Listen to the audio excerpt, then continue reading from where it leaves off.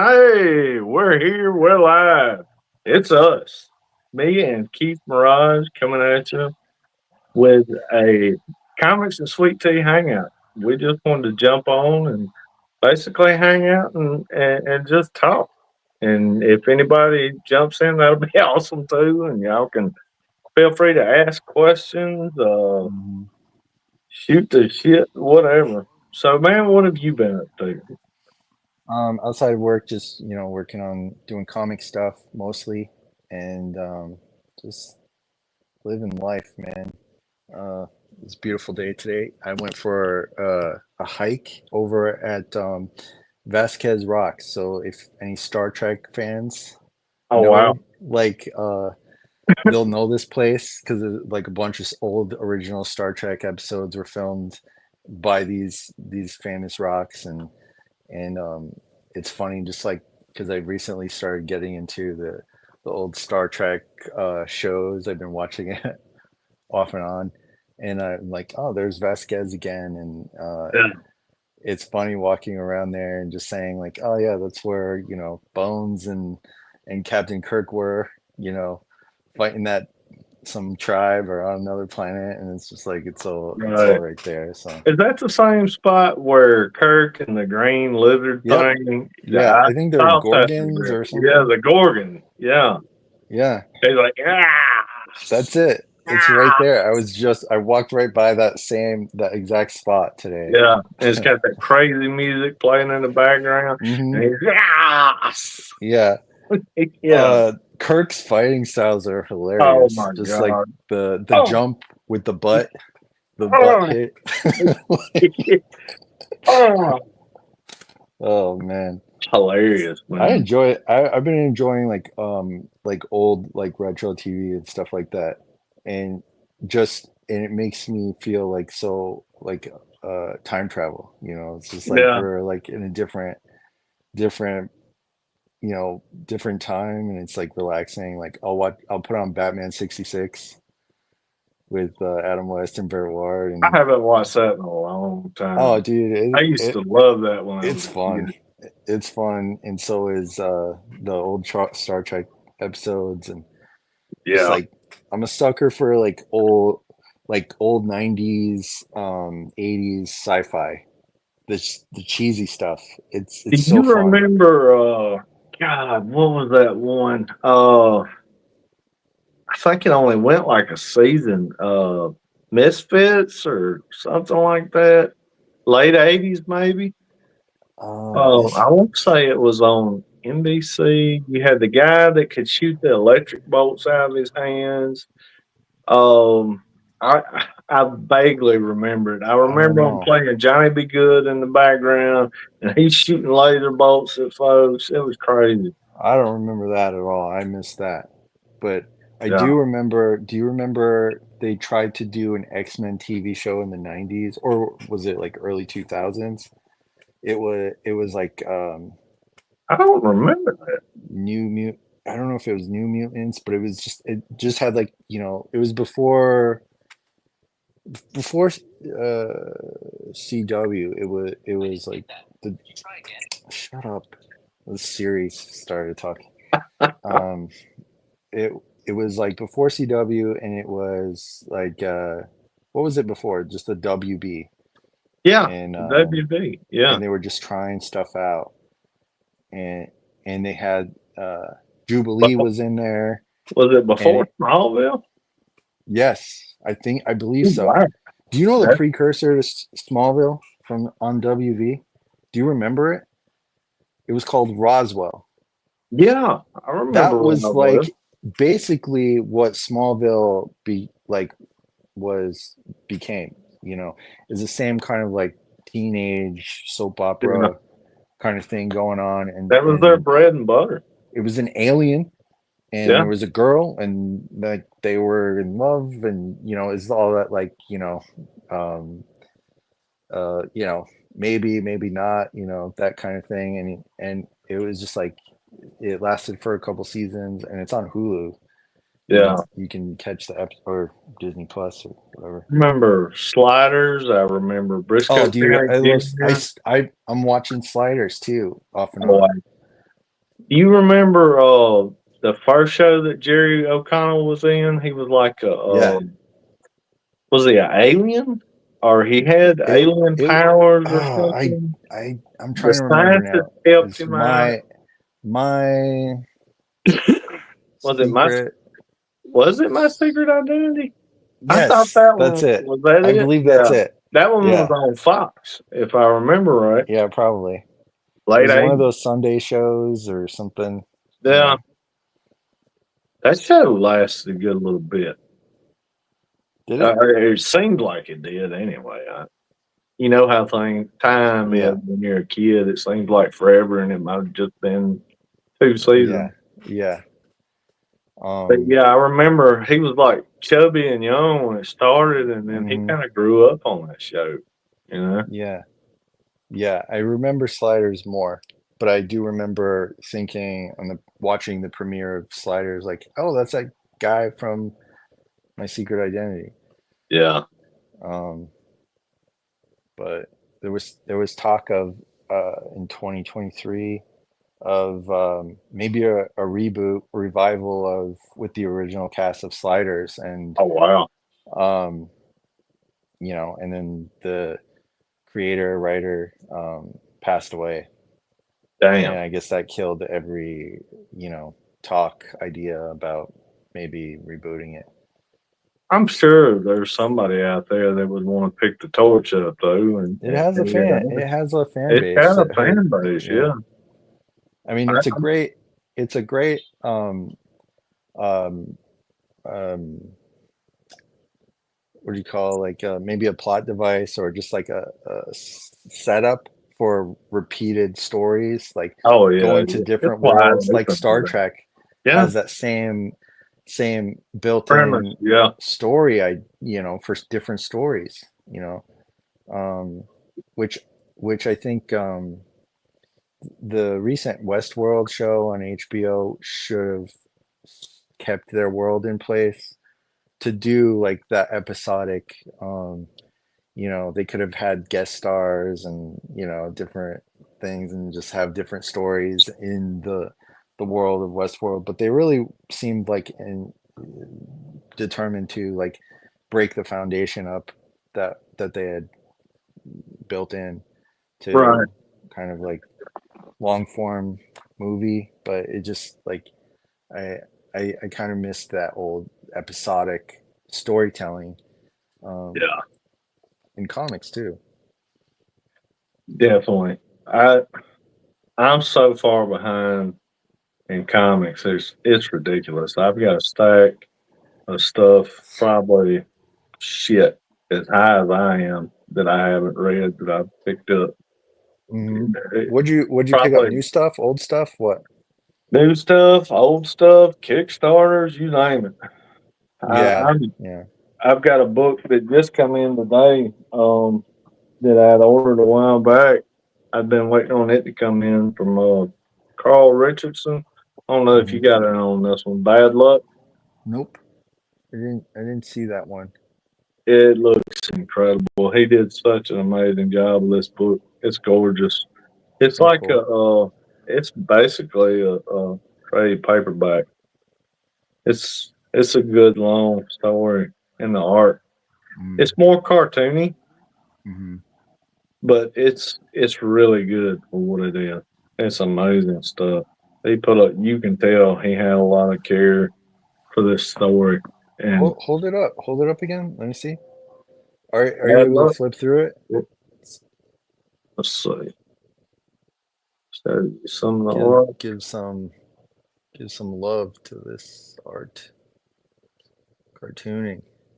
Yeah, some great stuff. It's Yeah. got orcs and barbarians, and it's just all kind of cool stuff. Yeah. I'm into Awesome. that kind of shit. I always have been. Yeah. I tell you, you talk about that. I loved a lot of people shit on the Rings of Power. I wasn't the biggest fan of season one. There were some good elements there. Season two, I absolutely love though, and I can't wait for season three. Whatever was wrong with Hmm. season one, they fixed it for season 2, and it just gripped you and it didn't let go. And I'm excited for 3. I'm interested to see what they're going to do with it. I love the characters. I like the relationships. They did a lot of character building in season 2. Not so much. I mean, they had a lot of groundwork to lay in season 1. Maybe that was the problem. Mm-hmm. And you know how some of that stuff tends to be. It gets a little. You can get bogged down in it if you Yeah, don't do it right. And I think that was definitely. the problem with season 1. They got bogged down in it, and it just kind of drug. But a lot happens in season 2, and it Cadillacs. They figured it Yeah. out.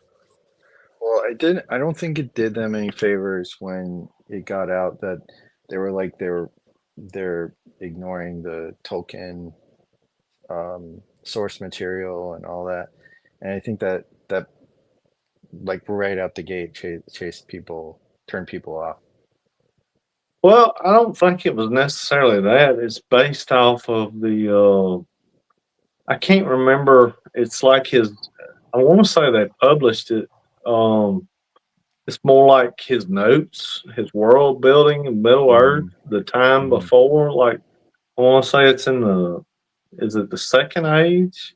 mm, Around the end of the first, beginning of the second. So I mean, it was pretty vague anyway. It was kind of wide open.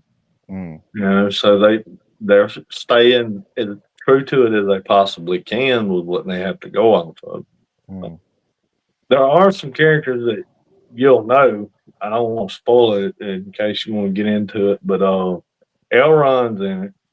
Mm. Um, uh, I can't think of her name. You remember the lady in white, Yeah, the elf? She's in it. yeah, Um, Not Kate Blanchett, but a right. younger actress. But you could see how that character they casted well for that. It, Mm. it looks like a younger version of her, and it pretty Okay. much carries the same. She captured the essence of what Kate Blanchett did with that character. Yeah, I mean it's really well cast. Um, the only one that I'm still on the fence about, and I can't spoil that one. I can't tell you that one because that's a lot of what season 1 and 2 are. All Is right. kind of building to I mean, that I'm one a I'm big still on fan the of fence. the movies Oh, I of love I mean, I've watched those a bunch of times, and I it's love the just like, extended cuts. yeah, that's what I like too. I'll even watch some of like the riff tracks, riff tracks. Yeah, Yeah, so I'll watch some of those. Those are good, along with the movie where yeah. they make the jokes. It's the Mystery Science Theater 3000 guys. I So got good. I love those guys. mm, Um, but yeah, I'm probably not gonna bother with the show. Um, just not really doesn't really call to me, yeah. like a lot of stuff. I got you. Yeah. What about Wheel of Time? Did you ever get in on that one? I think it's Mm-mm. season 3 just dropped on me. I never got into that one. I think it's kind of in the same neighborhood. It's based on books Yeah. too. I My daughter watched it. She loves Oh, it. okay. I'm gonna have to give it a shot Yeah. because she told me. She said that you'll like it. So Okay. you know what I'm into. So if she says I'll watch it, I'll watch it. I owe them both though. Little devils. Her and my son both told me, "Oh, you've got to see Nosferatu. It's the best thing ever." And Oh, the latest movie or the yeah, series? yeah, no, the movie that hit the theaters, Robert Yeah. Edgar. Yeah, Yeah. Yeah. We were watching that. That was I was not a fan. yeah. It was a retelling. I mean, Yeah, um I don't think I like the story so much of like Nosferatu, but you know, vampire, Oh yeah. that kind of thing. Oh, I I'm love the vampire thing. I just yeah, yeah, but I'm obviously just I've saying got like vampires in my books, but yeah, the it's hard to beat Dracula. mm, They come out in the '90s. I love that movie. I still with go Gary back and Oldman. yeah, Yeah. I love Francis Ford Coppola's Dracula. Oh yeah, that's like that movie is so operatic. Yes, Like it's like a giant opera on it is. film, and the over the top, and uh yeah, it was cool. And I actually like the old Bela Lugosi like original, to see where the things came from, where it first started, after Nosferatu. But Right. seeing the original Universal monsters, pretty. That's what I'm always interested to see, like where stuff came from. I tell you, I watched Dracula Untold not too long ago. That was a good movie. A What is lot of it? people, the one Luke Evans played Dracula. Hmm. He played God. He was in the Hobbit movies. What was the guy that killed? He killed Smaug. The guy that shot the arrow that Oh killed yeah, yeah, Smaug. yeah, yeah, That's yeah. him. He played Dracula. Okay. And but anyway, that was a good movie, and that was supposed to be the one that kicked off the Dark Universe that Universal had planned. Yeah, yeah, yeah, And hell, I went back and I watched The Mummy with Tom Cruise, yeah. and it had issues, but I mean, That was shit. it was fun to me. It was fun. Had a couple cool moments, like the plane Yeah, crash, and um plane crash was awesome. um but I could see like, where it didn't land. And Oh yeah, but it's these studios. I think a real issue is, the studios not wanting to take a risk on the artists, on the directors, on the right. stories, because I think everybody's chasing after that you know Oh second phase Marvel, yeah, that Marvel money. even Marvel That chasing it. Yeah, and I think, Everybody's in the same boat, man.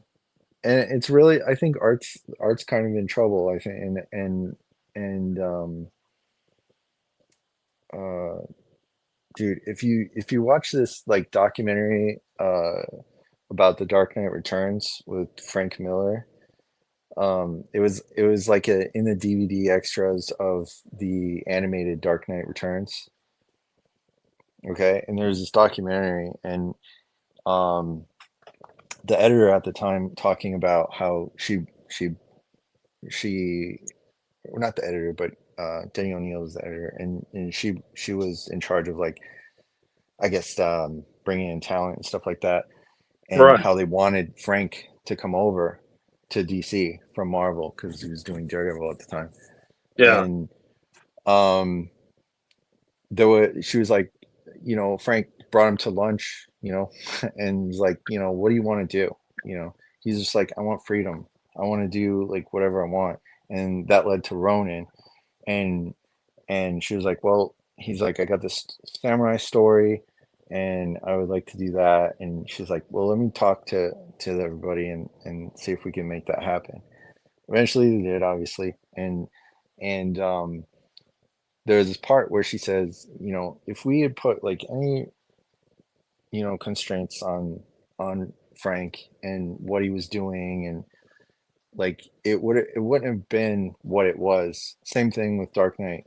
Like it Right. wouldn't have been. And they're just like saying that, and it's just like, they just, people, like, including comic books, uh and the movies, they just don't want to take any chances. They don't want to give the reins to, because they don't have the money. They don't have the ability to take that kind of, put that kind of trust into a singular artist, and maybe it doesn't hit the skyrocketing numbers. I mean, the shit that they're putting out now doesn't even hit the numbers that they No. want to hit. So, and that's under their control. So that's on them. So it's like, Yeah. Let somebody what do just you go in need? there and turn them loose.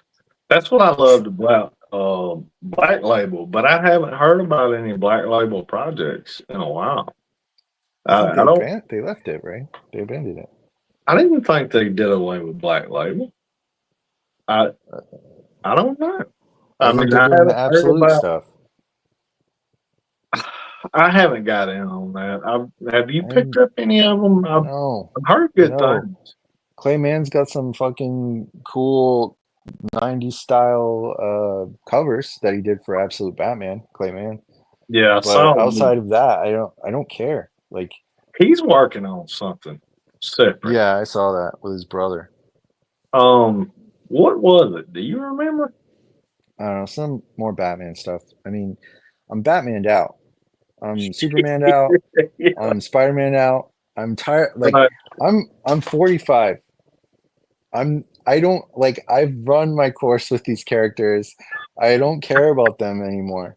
They Like, killed him. I do Kill in him a all. way. I do in a way, like in like the older versions, but I just like the new stuff that they're doing. It's like I'm done. Like I'm out. I don't care anymore about like another version of Batman and another. It's like do what you want. Like it's not exciting to me. What's exciting is like stuff that like independent people are doing, and without the interference of you know just the independent artists, the independent creators that are um, there's nothing holding them back, except themselves. I mean, Yeah, just make the book, make the thing that you want to see, make the stuff that you want to make. That's the most exciting thing in any industry at this point to me. I think that's why Kickstarter and Indiegogo just keep growing, man. I really do because Is it people. growing or is it slowing down? Is it growing or are people tired of crowdfunding? I don't think. I mean, they're still setting records with crowdfunding, so I don't think. I think it's growing. Honestly, I think you've got more mainstream artists jumping in and doing their own projects Yeah, and crowdfunding. yeah. That's what I see a lot of. You're seeing it more and more. There's who was that I seen talking about? I can't think of the artist's name. He worked on the Magic Order. He's an Italian artist. I love his style. It's Okay. kind of it's almost like it's painted. It it's incredible. Mm. I'll have Not to check because Matteo I don't know offhand. Scalero. It's God. He did some work on Dylan Dog. He did Dylan Dog. yeah, he did some work on Dylan Dog. See, that Okay. comic's still going overseas. That's one of their big stories. That's one of their big books. Dylan Dog is Never like heard of their it. Batman. They, there was actually a movie. It went mainstream here for just a hot minute. Brandon Rao played Dylan Dog. Look it up sometime. I've Yeah, missed this whole thing.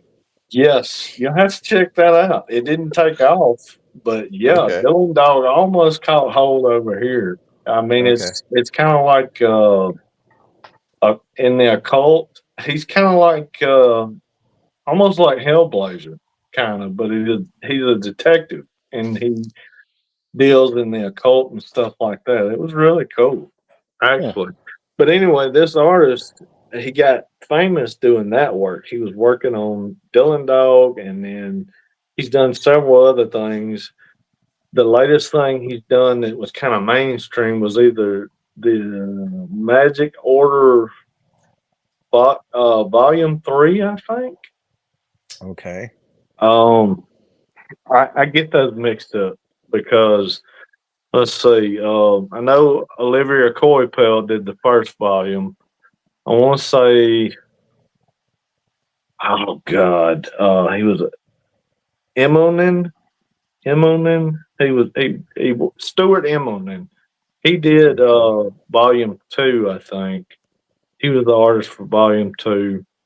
I want to say this Oh, guy was volume 3, and then Dyke Ruan did volume 4, and I think volume 5's out now. I'm gonna have to check okay. into that.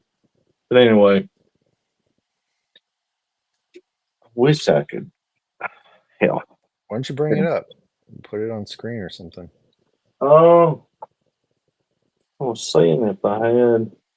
Hold on, let me pull it up real quick. Let's While you're doing that, I'll show you like some books I got from a dollar bookstore. So these are Oh, some I old love ones. Dollar Brand. Dollar Bin, Oh hell yeah. Legend of the Dark Knight, like um, issue number 5. Issue number 5. Look, Cool. they got crash test dummy ad. That's cool. I love to look Um, at the old ads dude, and the old comics. it's like so fun. And then you've got like, I mean, I haven't read it yet, but it looks pretty cool. I used to love the Legends of the Dark Knight and Shadow of the Bat I remember Shadow of titles. that. Yeah, that was a And good one. they were so um, standalone stories. Like maybe going like this one is the Shaman storyline. There's a Tango and Cash Gotcha. ad on the back. I have got to get a new keyboard. I just got this one. And I hate it. It's And like you it got times I got out. let's see, Reign of Superman, Oh, Superman which? number 81. Don't you love that cover? Such a cool Oh cover. yeah, Dan yeah. Jurgens. I'm pretty sure I've got that one. Artist. Um, here's a what's his name? John Byrne. John Byrne, Superman issue. Got it. It's Luigi Cabanego. C Okay, A I'd probably know B if I saw N A G O. his his work. Yeah, he did the Magic Order 3. And then another Dark Knight issue. Let me just pull up his Wikipedia. Oh, he doesn't have one.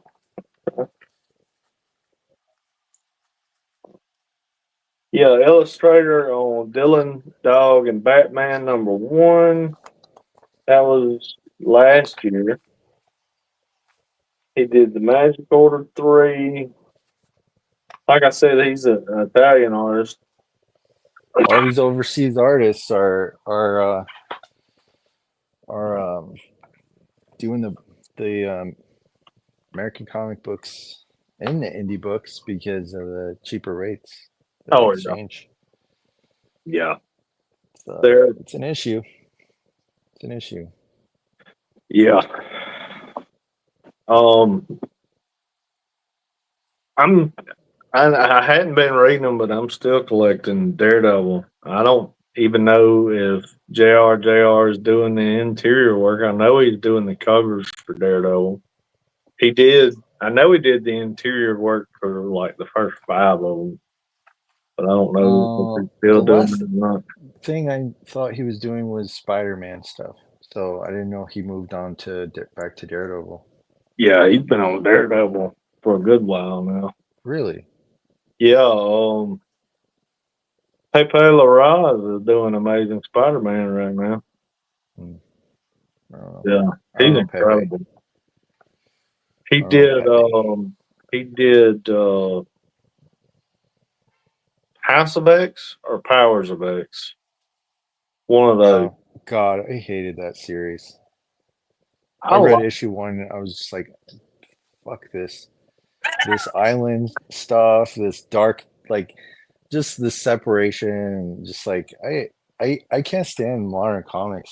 It's so like I don't like anything. I just like, and then when you're creating comics, it's like how like there's no time to read comics. And if I want to, I look to the past for inspiration. yeah. I look at the older stuff. like the Jose Luis Garcia. I just picked up recently the DC style guide.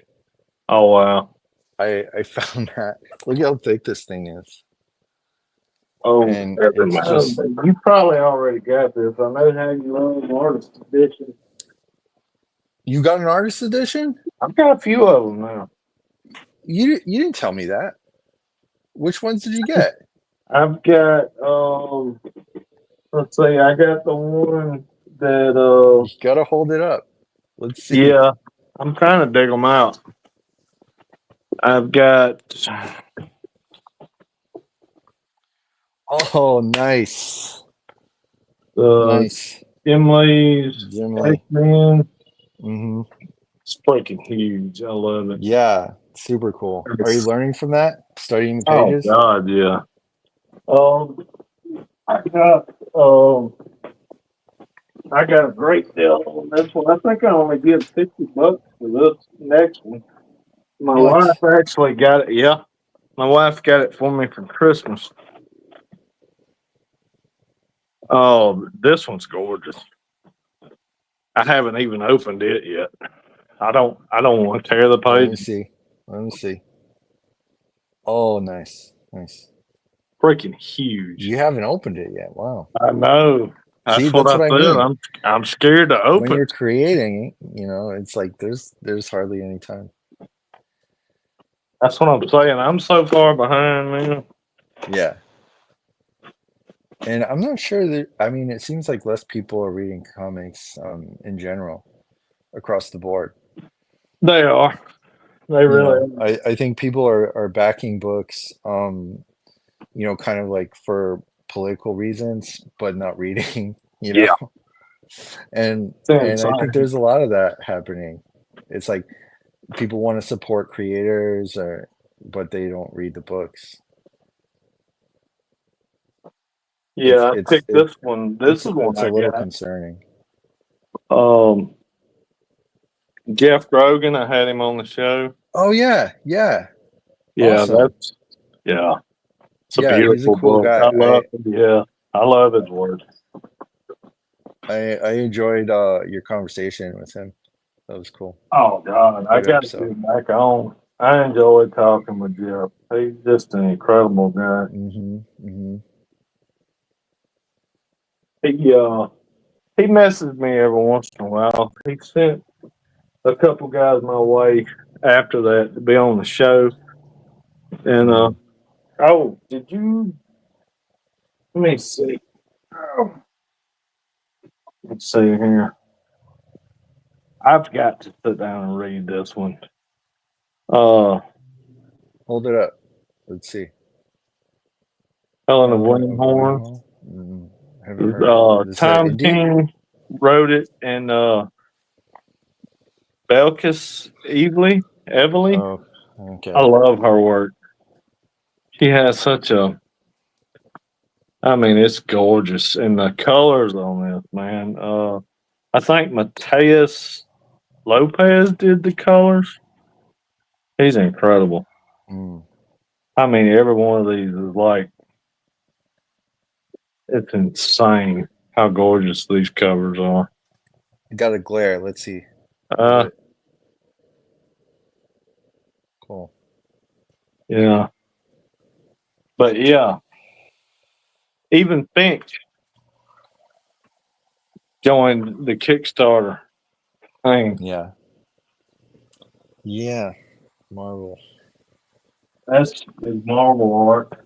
I guess he's going to do his DC art separate. Is that just like a sketchbook thing or just a collection of different pinups? Uh, it's a little bit of both. He's got Oh, okay. some of his sketch work. He's got some pinups. He's got some progress shots. As he'll have like the sketch. He'll have Mm, the inked, and then he'll have the colored. They put a lot of they they put a lot of work into that book. It turned out really good. nice. It was a lot more than I thought it was going to be. No, Bill Quincy probably. I picked this one up too. It was on sale as the deluxe edition hardcover. Who's this now? This is Belkis, the same one that did Helen of Winwood. Oh, This is okay. what the new Supergirl movie is going to be based off of. Oh, okay. Yeah, Tom King wrote this one too. Okay. Let's see. I So what do wish. you No, what go do ahead. what do you think what do you think that whole thing was about with that picture that James Gunn shared with Man, Snyder? I don't know. I don't know if that was to win over the Snyder Bros. It kind of win them over, or maybe they're in talks for him to possibly do the Authority. That's my guess. Yeah, The Authority fits maybe. his style. Yeah. He could do that movie justice. I don't know of any other director that could other than Zack Snyder. You know, like I was thinking, like what Zack Snyder should do is go over to Marvel, since James Gunn is over here, That and would be Scott the total. Snyder That would be the should total red feud to DC. do a do a a new version of Wolverine. Yeah. Well, I tell Wolverine you that what. leads into the X-Men, like Let full somebody else on, write. just like dark comic book Wolverine. That would be fucking awesome. Just somebody else needs to write it. Anything that he writes it isn't great. Oh, well, who cares? Like, yeah, just like, like, His yeah, visual style is get incredible. I love his get action get scenes. get good writers, which seems to be hard That to seems to do. be a problem right now. It's a huge It seems to problem. be a big problem. Where the fuck did they all go? Everybody just Um, left and said, well, "Fuck there's like, Hollywood." a few reasons that chase them away and chase them out of the industry. There's a lot of career people, but um, just different politics, that I'm seeing in the industry. Um, Yeah, so it's just politics. There's so much politics, and it's just from because I storyboard in the industry, for anybody that doesn't know, and um, it's like a hive mind, like the whole industry, and you just have to play home. either you, assimilate or keep your head down, and everybody just assumes that you're part of it. I mean, it really is like a invasion of the body snatcher situation within like the whole industry. Kind of like And a Stepford Wives thing, almost. Not yeah, really. I mean, it's just it's precarious. It's you don't really, it's people hiring friends of friends, and it's just like it's clicks, and it's Right. just I mean, you see the results that we're getting with movies and shows, and industry people don't the, there's no risks being taken, there's no chances being given to um I mean, it starts at the top, right, and it trickles Right. down. I, um you know, I was watching something a while back, and they were just talking about basically the same thing we are right now, talking about R tier. I guess I'm saying that right. Creators, directors. Um, name name five. I dare you to name five that are working in the industry right now that pretty much do what they want. mhm. They're not emboldened to any studio. They can pretty much do whatever they want. They can name their ticket. Give me five. I dare you. Give me five. Hmm. I can't. I can say Bill Venue comes to mind because of his style right now. Yeah. Um, I mean, Ridley Scott doesn't have his his like he doesn't have the edge anymore. You know, he No. doesn't, and Well, it's I like mean, he is in his 80s now. I Cut mean him a the little bit of slack. production of Gladiator 2 was like incredible, like production design and the visuals and the effects and how he marries the two. I mean, his Right. skills are there. The team that he works with is beautiful, but at the there's a lacking of edginess to Right. like performances. Like people aren't.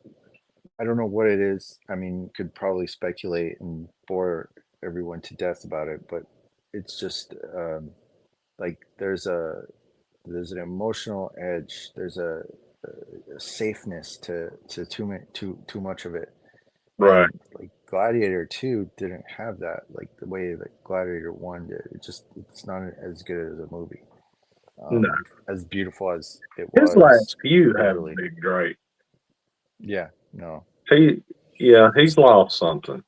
And yeah, it could be age. I mean, like I said, the dude's in his 80s. He's not as maybe vibrant as he used to be. But you see these guys too that were great in comics, and you know when they come back and revive, you know what they've been doing, like new stuff. Like they did they brought back like people for Superman, like an anniversary special like a couple years ago, and it just like you could see like where their drawings kind of like I don't know the sense it happens with age, you know, like yeah, the edge drops, you lose the you lose that something. I don't know. You just can't do it anymore. I'll try and take a stab at my own question too. Denis, like you mentioned, Denis Mm-hmm. Villeneuve. Mm-hmm. I loved the Dune movies. Dune 2 is incredible. Um, I liked what he did with Blade Runner. That was a Mm-hmm. visual masterpiece. I Yeah. mean, really. Um, he seems like he gets better every movie. Um, Christopher Nolan, he can pretty much, if he pitches it, somebody's going to throw money at it. I mean, look Yeah. what he did with Oppenheimer. I, Mm-hmm. who would have thought a movie about the guy that pretty much made the atomic bomb happen would have went on to win Oscars, make almost $1 billion in the theater, and it was like watching a train wreck. You know, I mean, Yeah. seriously, the guy, but it was just it. His movies just grab you and they just pull you in. I can't think of a Nolan movie that hasn't done me that way. Maybe Tenet. I still enjoyed Tenet. It's I just I feel Yeah, like anybody could have played that part, yeah, been the star. I think it needed somebody with a little more like uh, and John David Washington. no, yeah, a little more well known than uh, him at the time. You know, it would have Yeah, been. I think it could have carried the movie a little bit better. If, you know, yeah. anybody. I don't know. Somebody like a better That's star. one. Yeah, I mean that But is one.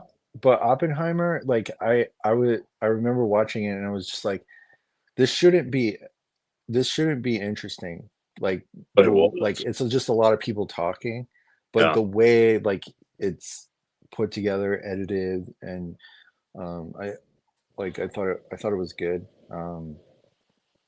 I mean, Christopher Nolan's awesome, you know, he is. and so is Villeneuve. I think my favorite thing that Villeneuve has done is the Sicario. The Yeah, first yeah, Sicario is it's a good movie. incredible movie. Love that movie. Yeah. He didn't do the second one, did he? He didn't He do Day did of it. the Dead. I remember I didn't care for it so much, but this It was I decent, but rewatched it it didn't recently have and the I liked it. edge the first one had.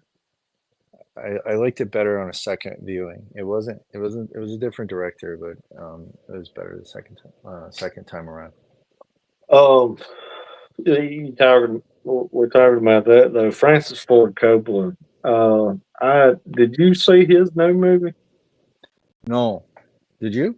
I haven't seen it. I haven't seen it yet. I'm waiting for it to come to a streamer.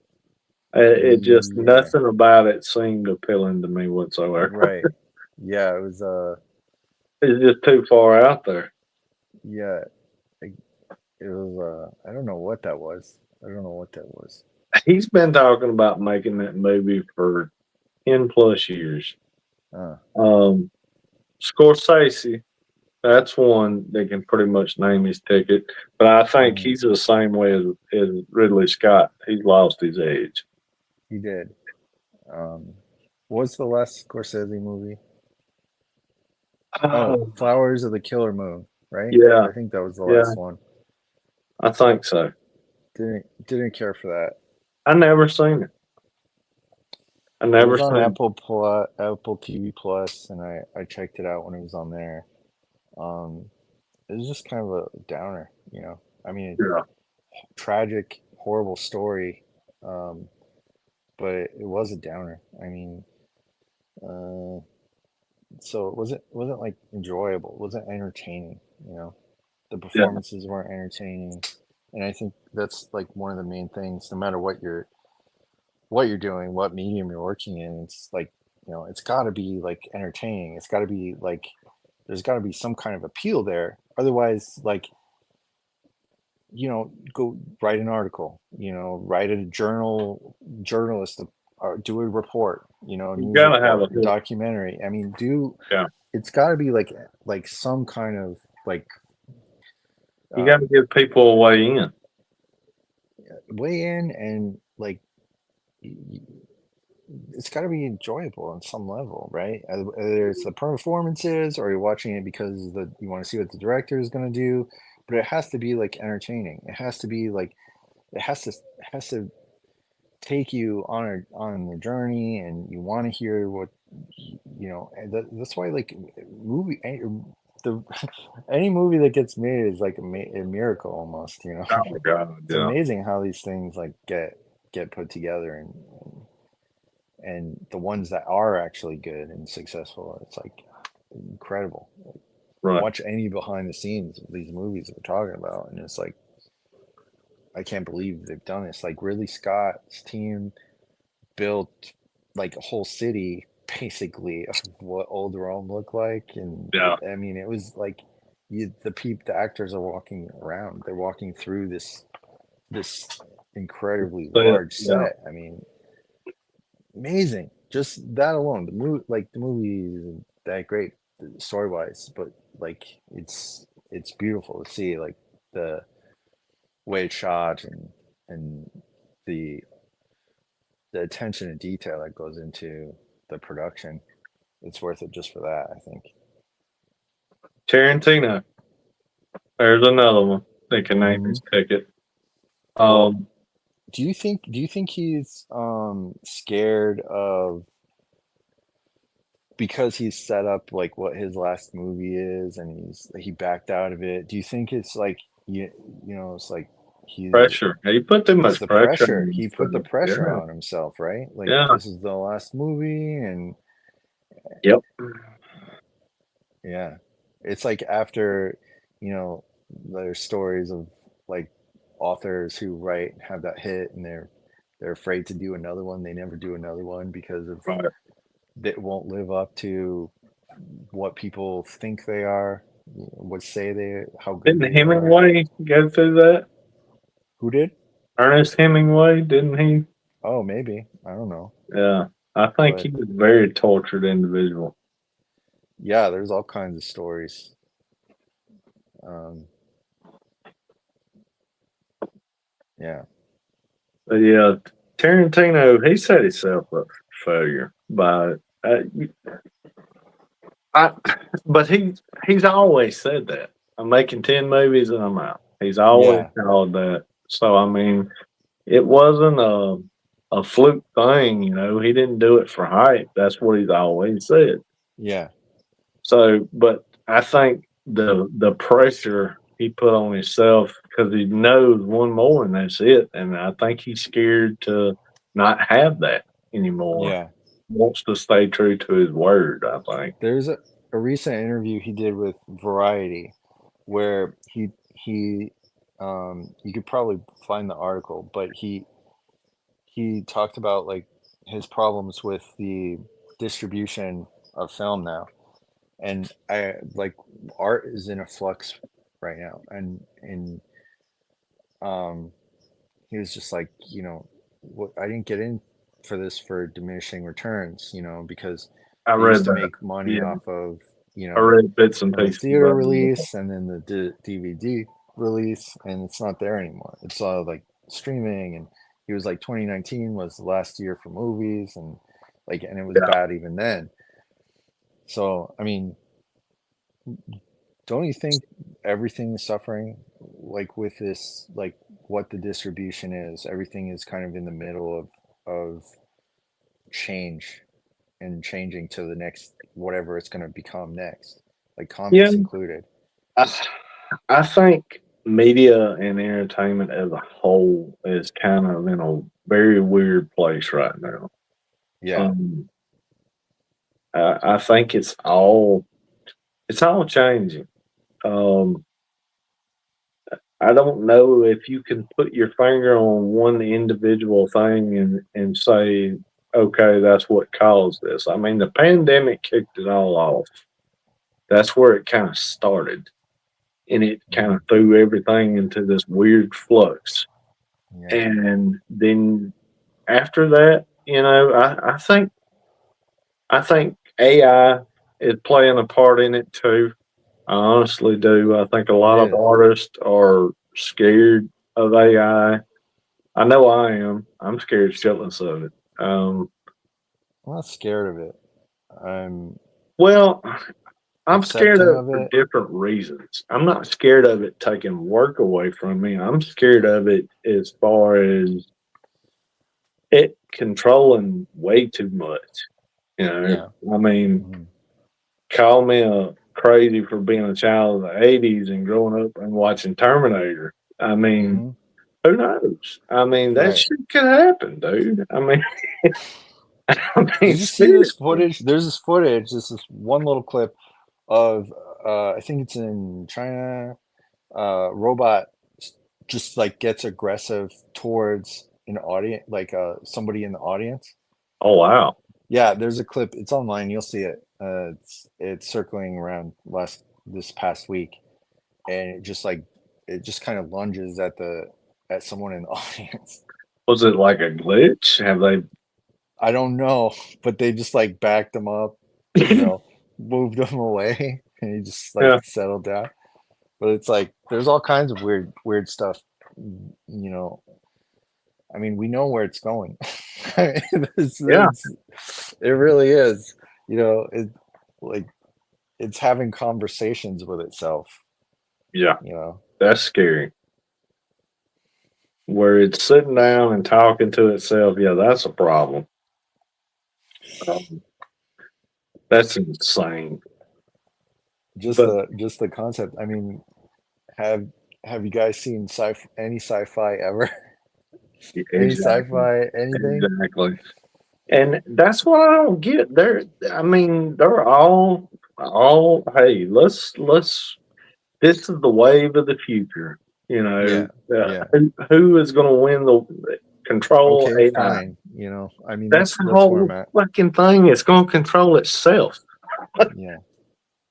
and Ye- it'll get to a point where it realizes we're a cancer, man. And I mean, seriously, I mean, it's possible. yeah. It's absolutely possible. I mean, I mean, it read looks at on the it. human Read what they're race and saying, says, "This needs to be exterminated. This is a problem." I mean, that's Ultron, right? That's what Age of Ultron is, Yeah, and the new Mission Impossible Part 2 is all about AI being the really. antagonist. Yeah. Part 1, I and didn't see then the last one. oh, that's The why. one, Well, yeah, I didn't see the one leading up to they the. call it the Entity. Yeah, So check it out, or maybe wait for the second one to come out and then do a double watching them. header. Yeah, You yeah, know, hell yeah, I do that sometimes. yeah, yeah. I've waited this long. Doesn't it come out this year? Yeah, I believe Yeah, so. that's what I'll do. I'll wait and watch it I'll right probably go before. to the movies for that. Yeah, I will too because this is supposed to be the last one. I've loved that series. every one of them have been solid. It Yeah, two's the weakest one out of all of them. 2 is weird. It's a John Woo Yeah, director. but I love Woo. I mean, I But love Face Off. but you know what? The a lot of the things about Ethan Hunt's character came out of part 2, Yep, right? Like we found out a lot a about lot him of the like character through like those development character happened in traits. two. Like Yeah, it became like, you know, like, oh, he likes to do some insane aerial bat, before he hurts anyone on the yeah, ground, any of the, so he'll jump from, the helicopter to get in. He'll probably come through the top of the building, yeah, and just like his, what else was it? Just like little character traits came out of too, and it kind of like they kind of strung it through, like his yeah. caring about the team and stuff like that. And then Brian De Palma's Mission Impossible, um, still probably one of, like, if not the best one of the series. Which one was that one? The first one. Yeah, I The, loved. What was it? Ghost Protocol? Which one were Philip saw? Oh God. that was J.J. Abrams directed that one. Philip Seymour Hoffman. Yeah, that one is probably my favorite. Okay, so I think I think that's you're 3. right. I think that's 3. Ghost Um, Protocol, isn't that the name of it? yeah, Yeah, that's my favorite of the series. I really like Fallout with Henry Cavill in there. Yeah, Fallout was I good. Fallout was great. Yeah, yeah, yeah, That was a good one. Yeah, he yeah, cocks some gun. Which, yeah, yeah. And that's the same director as these two. So what's his name? McQuarrie. yeah. I don't know his Is first it name. is it Ralph? Ralph McQuarrie? I don't know. I think it is Ralph. You got me curious, man. Ralph. Let me Ralph. Ralph McQuarrie. I think is how you McQuarrie. pronounce Yeah. it. I think it is Ralph. Uh,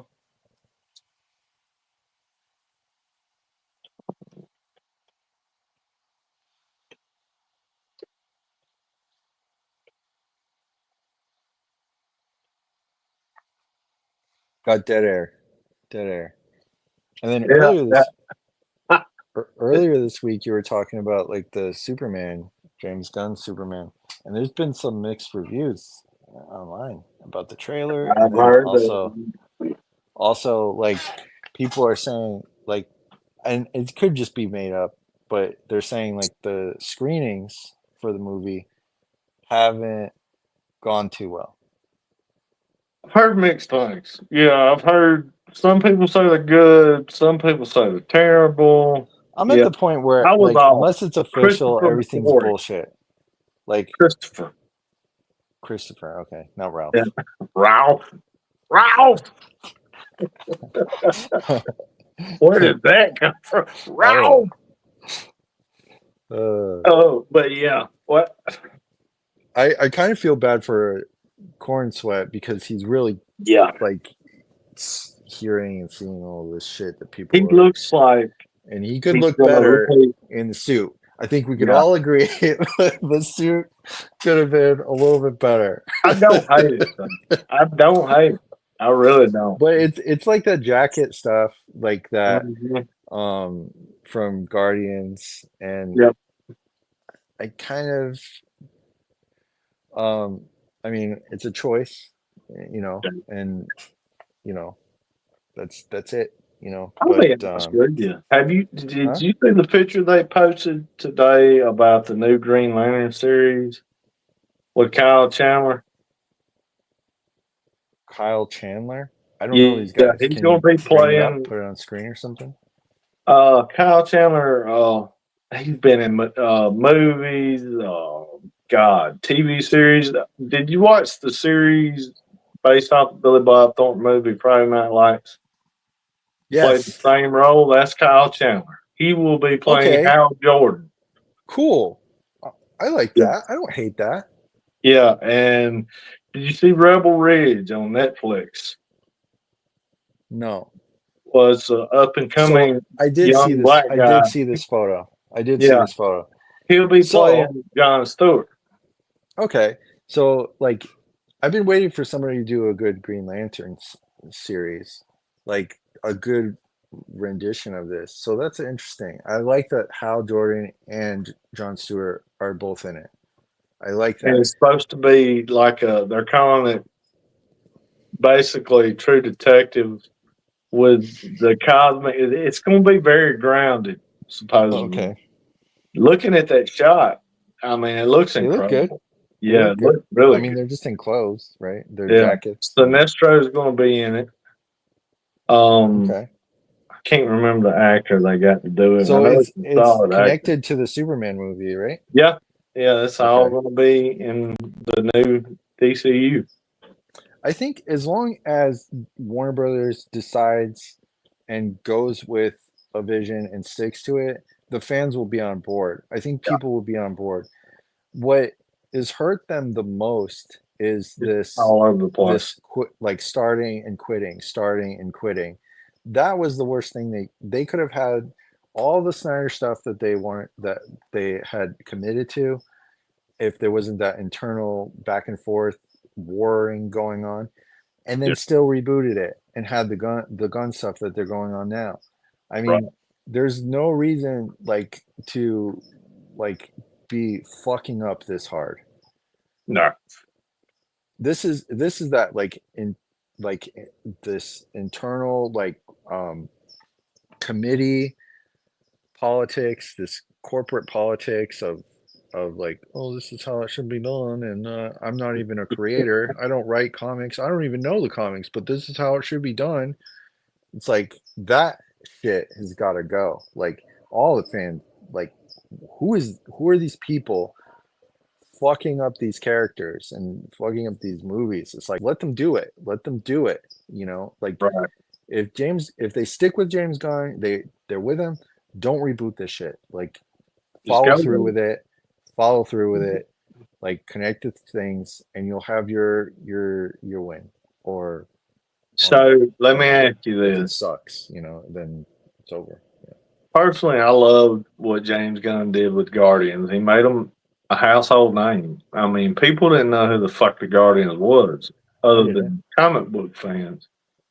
I mean, hardcore comic Mm-hmm. book fans, Mm-hmm. and he made them a household name. I mean, Yeah. kids know who Groot are and Rocket Raccoon now, you know. Yeah.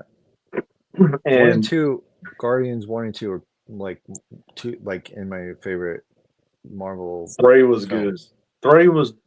I I went back and did a rewatch of it. hated 3.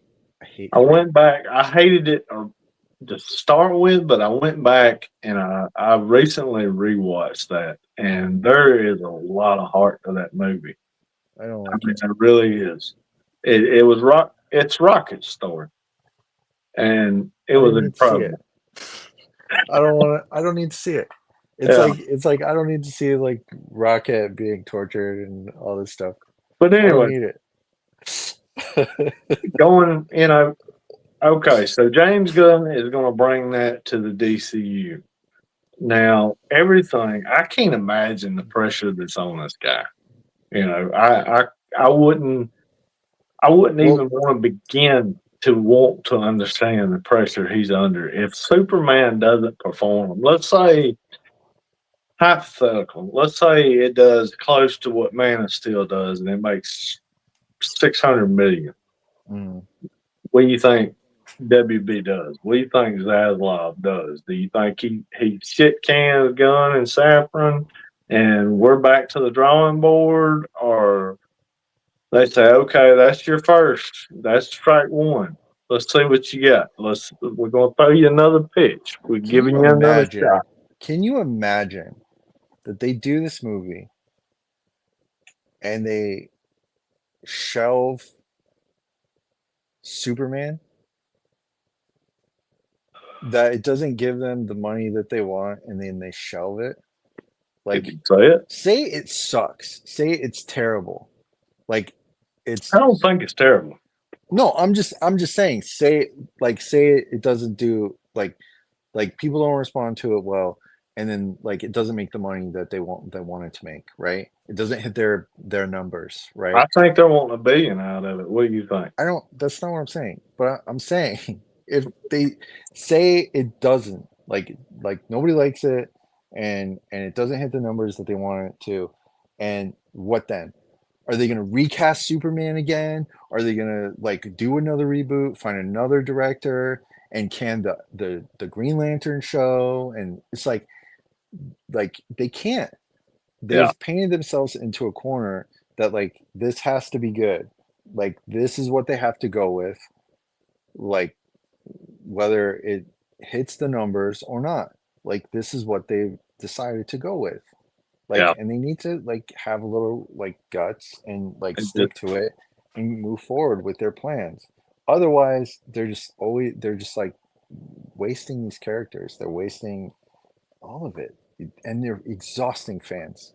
They're yeah. exhausting an audience. You got to give them something to build on. You know, I don't think it has to be a hit, but I do think it has to be a critical success. And what I mean by that, I think the majority of people that watch it have to like it. I think the bar is I low. don't think it has to make. I don't think it has to crack $1 billion. But I think it does have to be solid and people enjoy it. It's got to lay the foundation. You gotta earn the trust back of all the fans first, and Yeah. they're gonna be kind of leery of it anyway with everything. I mean, we're kind of in a bubble. You know, we Mhm. keep up with these things, but your average, I mean, you think of it from your average everyday Joe. Oh, it's a Superman movie, huh? What? I wonder if this is like that Flash thing that come out a couple years ago that sucked so hard. You know? You know what? You know what the average like just like average Joe normies, they're gonna go and they're like, let's go to the movies. Let's see a Yeah, movie. They're gonna go, oh, Superman, there's a new Superman. Let's go watch that. They're gonna yeah, watch it and be like, yeah, cool. So anyway, they don't care. They don't care like what online people are saying. They don't care what the right, like other like uh like nerd culture is right. saying. They're just gonna be like, oh cool. So like that's like what they're relying on. And that like are there that many people still going to the movies? I That's the don't problem know. too. I don't Habits were know that. broken. Habits were broken because of COVID. Mm-hmm. Everybody's habitual like going to the movies. I went to the movies a lot before COVID. Yeah, I Now I did never too. go. It has to be a Right. really good reason for me to go because Yep. there's all these streaming services. I have a huge TV and it's all 4K and it Yep. has great sound and I put the things on and I listen to it and it has great Right. sound and I don't have to hear people coughing and I'm in privacy of my own home and I'm just like right. So that's what I like think that's a big part of it. it is a huge part of it. And that's what like that's another aspect of like what movies are up against. It's like how do we get people's attention again? Right. Like how do we bet them in my local theater, my local Regal theater, they just revamped it. They put in like reclining seats Yeah. and remodeled the whole interior, you know, and they got like 4D, whatever the fuck that is now. And Is it that 40X shit? yeah, Where what is like that? I don't know what that is. Is that like a 40X? oh Oh, the chair curved moves. screen or Yeah, something? the chair moves. Air will blow on you like if you're like Superman Oh, flying. wow. Yeah, Okay. it like puts you in the movie kind of the best it Okay. can. Yeah, I've been in things like that before. Yeah, like Um, there's even it'll squirt water on you like if there's yeah. yeah Yeah. crazy. Yeah. Uh, hmm. Huh. But yeah, I think you're right. I think that was a big part of it. Your average everyday Joe is just not well, not they don't have the money. Honestly, Hmm. That's they don't another have thing. the money to go to the movies. Right. Yeah, It's I like, mean, the economy's still in the shit house. We're still mhm. trying to bounce back. It's gonna Everybody's affect. in I a mean, bad what place we've still. just been through Yeah, for like 4+ years are like it's still gonna affect us for the next year or two before yeah. things like get better. So, I think we're still crawling out of that, yeah, honestly. we're gonna be. That's just the reality. Um, but there's a lot of factors affecting like all this, like movies and and stuff. It's like, Will it will bounce it, back? what? I mean, I don't. Maybe it won't be what it was. Maybe it will never be what it was. Maybe we're in the new brave new world of, you know, it's AI and Oh, there's so it's much like, insane. yeah, people are losing their minds and all kinds of crap. I read weird shit. I'm Like what? constantly, yeah, like, I was, you just flipping through news and stuff like that, Yeah. and they throw up these weird clickbait, but still, there's shit hmm to it. And I was like, depression is at an all time high. It's like For you record, or just no, for no, everyone? across the board in the United States, there are I record feel levels. great. I do too. I'm feeling incredible. But I'm I'm like saying, you beautiful know, day today. I had a great it day. was a gorgeous day. It was. I got out and went to town and did a did a few things. But yeah, I flipped through there, and I mean, it could be fake news. It could be. It could be Yeah. horse shit. You know, Yeah. it's hard to know what's real anymore because there is so much horse shit out there. Yeah. I mean, Um, I mean, I think, you know, like how like managing like as a like active creative, as like waking up, getting some exercise, getting time in on my book and then I do work, I do storyboard stuff when that comes in and just try to like, move away, like kind of navigate the landmines of bullshit, you yeah. know. Has And that gotten better? I know there for a while. storyboarding, Yeah, it did get better. It did. But fantastic.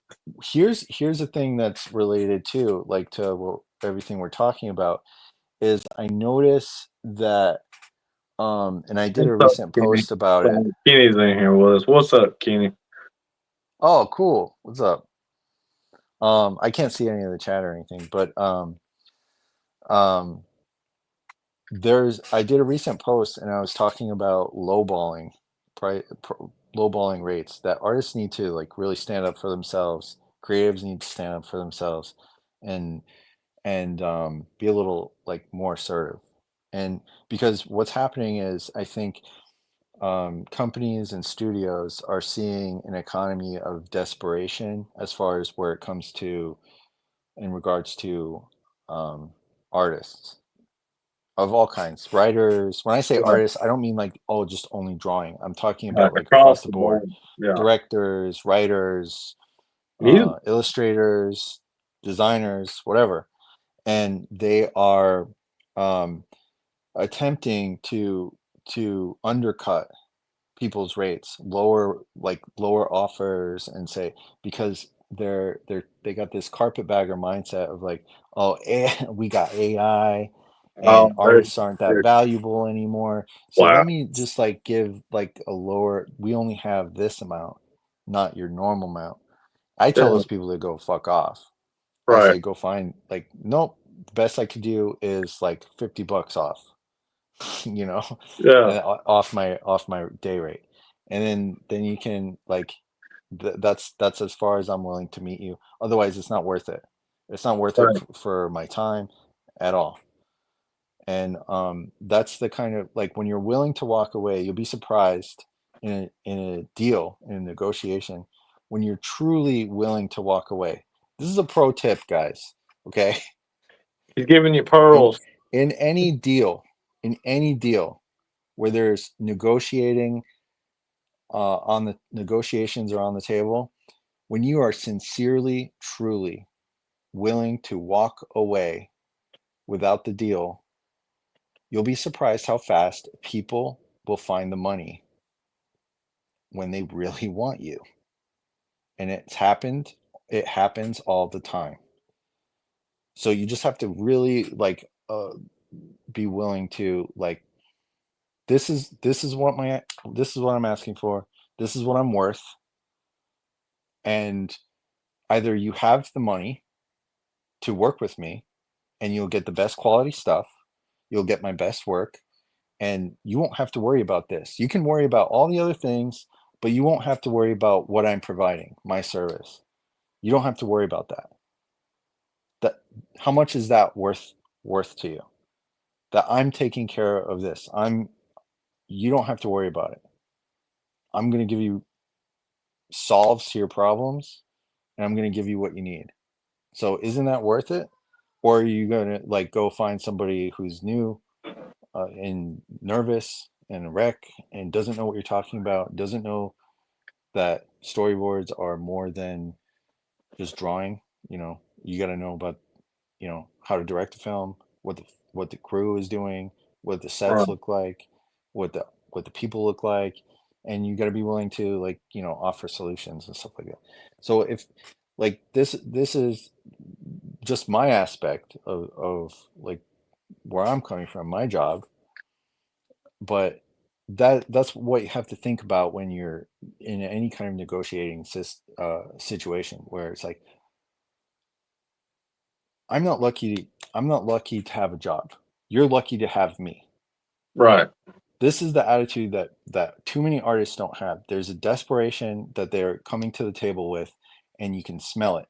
You can Right. see it, and it's just like you got to toughen up. You got to be a little bit tougher because what they see in when they get a somebody that's willing to take a low ball offer for a job that is worth so much more than what they're paying for, They're putting everybody against each other. Yep. then what happens is they think they can get away with it. And people will get away. They will People will form habits based on what they can get away with. And companies are no different. Corporations are no different. Studios are no different. This is what they do. So there's this growing like thing of just like we don't have the money. We have this. Well, you have enough for catering, right? Find the fucking money. That's what I'm talking Like about. Just throw your dick on the if table. you want to get the job done correctly and well, then you find the fucking money. Are you cutting it out of like aren't you putting up the director for at 4 5-star hotels and all that? Yeah. Give me a break. Like people have the money. You just have to tell like you have to like know what you're worth, know what you're bringing to the table as a creative, as an artist, Right. and hold your ground and be willing to walk away. Be able to say no. Go find some other schmuck, and the right people that do have the money, that respect what you do, that want what you're offering, will hire you. But you don't take something where you're like, because I did that early on, where I took like a job and I was miserable, walk the whole way through the job for a week, and just like I don't want to do this. And I was just resenting it the whole time because I didn't take what I knew I was worth for the job. And I swore to myself I would never do that again. Right. Can you say that? Find the money or learn how to do it yourself. Find the money or learn how to do it your fucking self. Yeah. Kenny, That's right. real quick, Kenny, I shot you a link to your email if you want to jump in here with us. I sent it to your art Gmail, I believe. You want to look on there if you want to get in here with us. Just letting you know, dude. Yeah. But yeah, But but yeah, you they're know, just. It sounds like they're just pitting you guys against each other, and it's going on everywhere. I mean, we were talking about it earlier with Yeah, Kenny said, "Cool, give me a few and I'll jump on." Awesome, dude. Cool. Yeah, We're we're not just going chilling. anywhere. We're just shooting the shit, dude. But yeah, we were talking about all the artists in Marvel. You know, it's all going overseas. It's because they've got a cheaper rate. They don't want to pay. They're looking for any way to cut costs so they can make more profit. Did you Is see what it that boils article? down to. Sorry, I posted this article like a couple weeks back that came out, and it was where a Marvel editor um admitted that they're basically just a content farm Yep, now. They're yep. just I like think that whatever, like for movies and stuff like that. And I thought, what, like for people that love this medium of comic books, they're shitting okay, all and over it. I'm one of them. I this is my choice medium. Like I can decide, I can drop it all and go direct movies if I wanted to. I can direct independent films, I could do commercials, whatever. I don't want to. I want to do this. Like I love comic books. I This is 14 years old. I swore this is what I was going to do. It took me 30 plus years to get here, and I'm finally at a place where I'm drawing that I want to, what I want to draw like. Right, And this, I love the potential of this medium, and I see it wasted for so many, like every day. yeah, There's so much more that can be done, and and and nobody's doing it. Like, you know what I mean? Like with the, as right, far as business is concerned, we see a lot of like creators and artists and stuff like that. But as far as like the business aspect of like what can be done to like keep this thing alive and to bring readers in, it's all wrong, man. Like they're like, oh, they're like, oh, hey, yeah, let's bring in like young adult stuff and like bringing in manga and all this stuff. Like we need this medium, this, to survive right. in As is. our culture. It's I mean, look at the things that have been like, made because of these iconic characters through, there are modern mythology, you know. And Here's a stat to go with that. cool. And Kevin Feige has grossed, not personally, but he's brought in over $31 billion worth of revenue through Marvel Studios that was based off of 60 plus years of comic books, guys. Hmm. $31 billion. And now you're going to turn that, what made the MCU, you're going to just turn it into a content farm. Did you And hear how they treated Rob Liefeld? Did you hear this? He dude, spoke about I it. thought he was being a little bitchy with that. I'll be Did you? honest with you. He'll tell the story I didn't listen to the podcast, on the so podcast. He tells I the didn't story and goes listen. a little more in depth about it. And like, I don't think he's um being ungrateful, and I don't think he's being bitchy about it. I think he's stating a serious problem that you have to fight for credit. Oh, I get that. You're Yeah, making I these get that. movies off of what these cartoonists, these artists, these writers have made and shaped Right. a cultural, like, Phenomenon. I It's mean, you become a look part of the anywhere and cultural see these zeitgeist. characters all over the world, right? Mhm. And then you got these movies being made based on these stories and these ideas, and you can't put like a creator credit in the beginning of the movie Yeah. before the director and all that stuff. Like, that's bullshit. That's bullshit. And then to be, to me, who's being ungrateful and who's being bitchy are these fucking studios that are going to snub the creators of these projects and these all this work that went into like creating the characters. Yeah, what's wrong with that? What's wrong with saying like I deserve to be like put up there after all these years of working on these characters, creating these characters? And it's not just about Rob Liefeld. It's not just about Deadpool. I agree with that, but what I was talking about was like they didn't supposedly didn't invite him to a party, and oh, Kevin Feige needs to be fired because he didn't invite me to a party. You Mm-hmm. know, that's what I Mm-hmm. was talking about. That was just a Mm-hmm. little, which I get that to a point, Well, but I I mean, get he feels disrespected. I get yeah, that. And I understand where he's coming from because I mean, not that this is anywhere comparative to like um that level. I mean, there was a time I worked on a show and I asked for a credit, and they just like they're like, we don't Give me have just a to. second. What's I up, don't have any Kenny? sound. Let me see. And then and it was for HBO and it's like it wasn't in there. I just wanted a storyboard artist credit for the work that I had done for the episode, but they didn't do it. It didn't happen.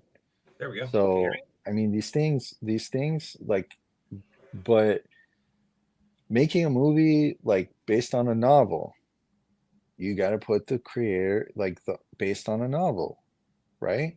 It's the same yeah, thing with comics, I think. And creators and comic book creators should be before anyone else. Boom, created by, you yeah, know, created by credit, solves the problem. Show some fucking respect for the IP that you're taking on and making $1 billion for. yeah, I don't think it's too much to ask. I think I think it's justified. I think it's fair. And it's like what kind of pettiness is occurring behind the scenes where you don't want to be fair and yeah, offer creative credit? Yeah, I really What's don't going on? understand that. Or that seemed like because yeah, the way the media kind of made it seem like Rob Liefeld was kind of being a bitch about it, yeah, and yeah, it was like I mean they should be at the forefront of the credit, right? Their name should be right on I the agree. top. I mean, and it's not yeah, like at all. I mean, if he was a work for hire situation, I mean, like I mean, I do work for hire all the time. Somebody asked me to make something for him and I do it and I sign a contract and it says, this is yours. You own it. It's for you. Right. Mm-hmm. My Mm-hmm. name shouldn't be at the top of that, but we're talking about a guy who made something and they took that property, made hundreds of billions of dollars off of it. And now they want to tell him to piss off. yeah, It's just not. It's just not. It's not the right treatment to be, going and um, farming comic books for ideas, and which are basically like have they. I mean, if they're successful, they have built-in audiences, and then mm-hmm. you've got like all these stories to pull from, Right, especially in like the legacy characters and something like Deadpool and Wolverine and all this.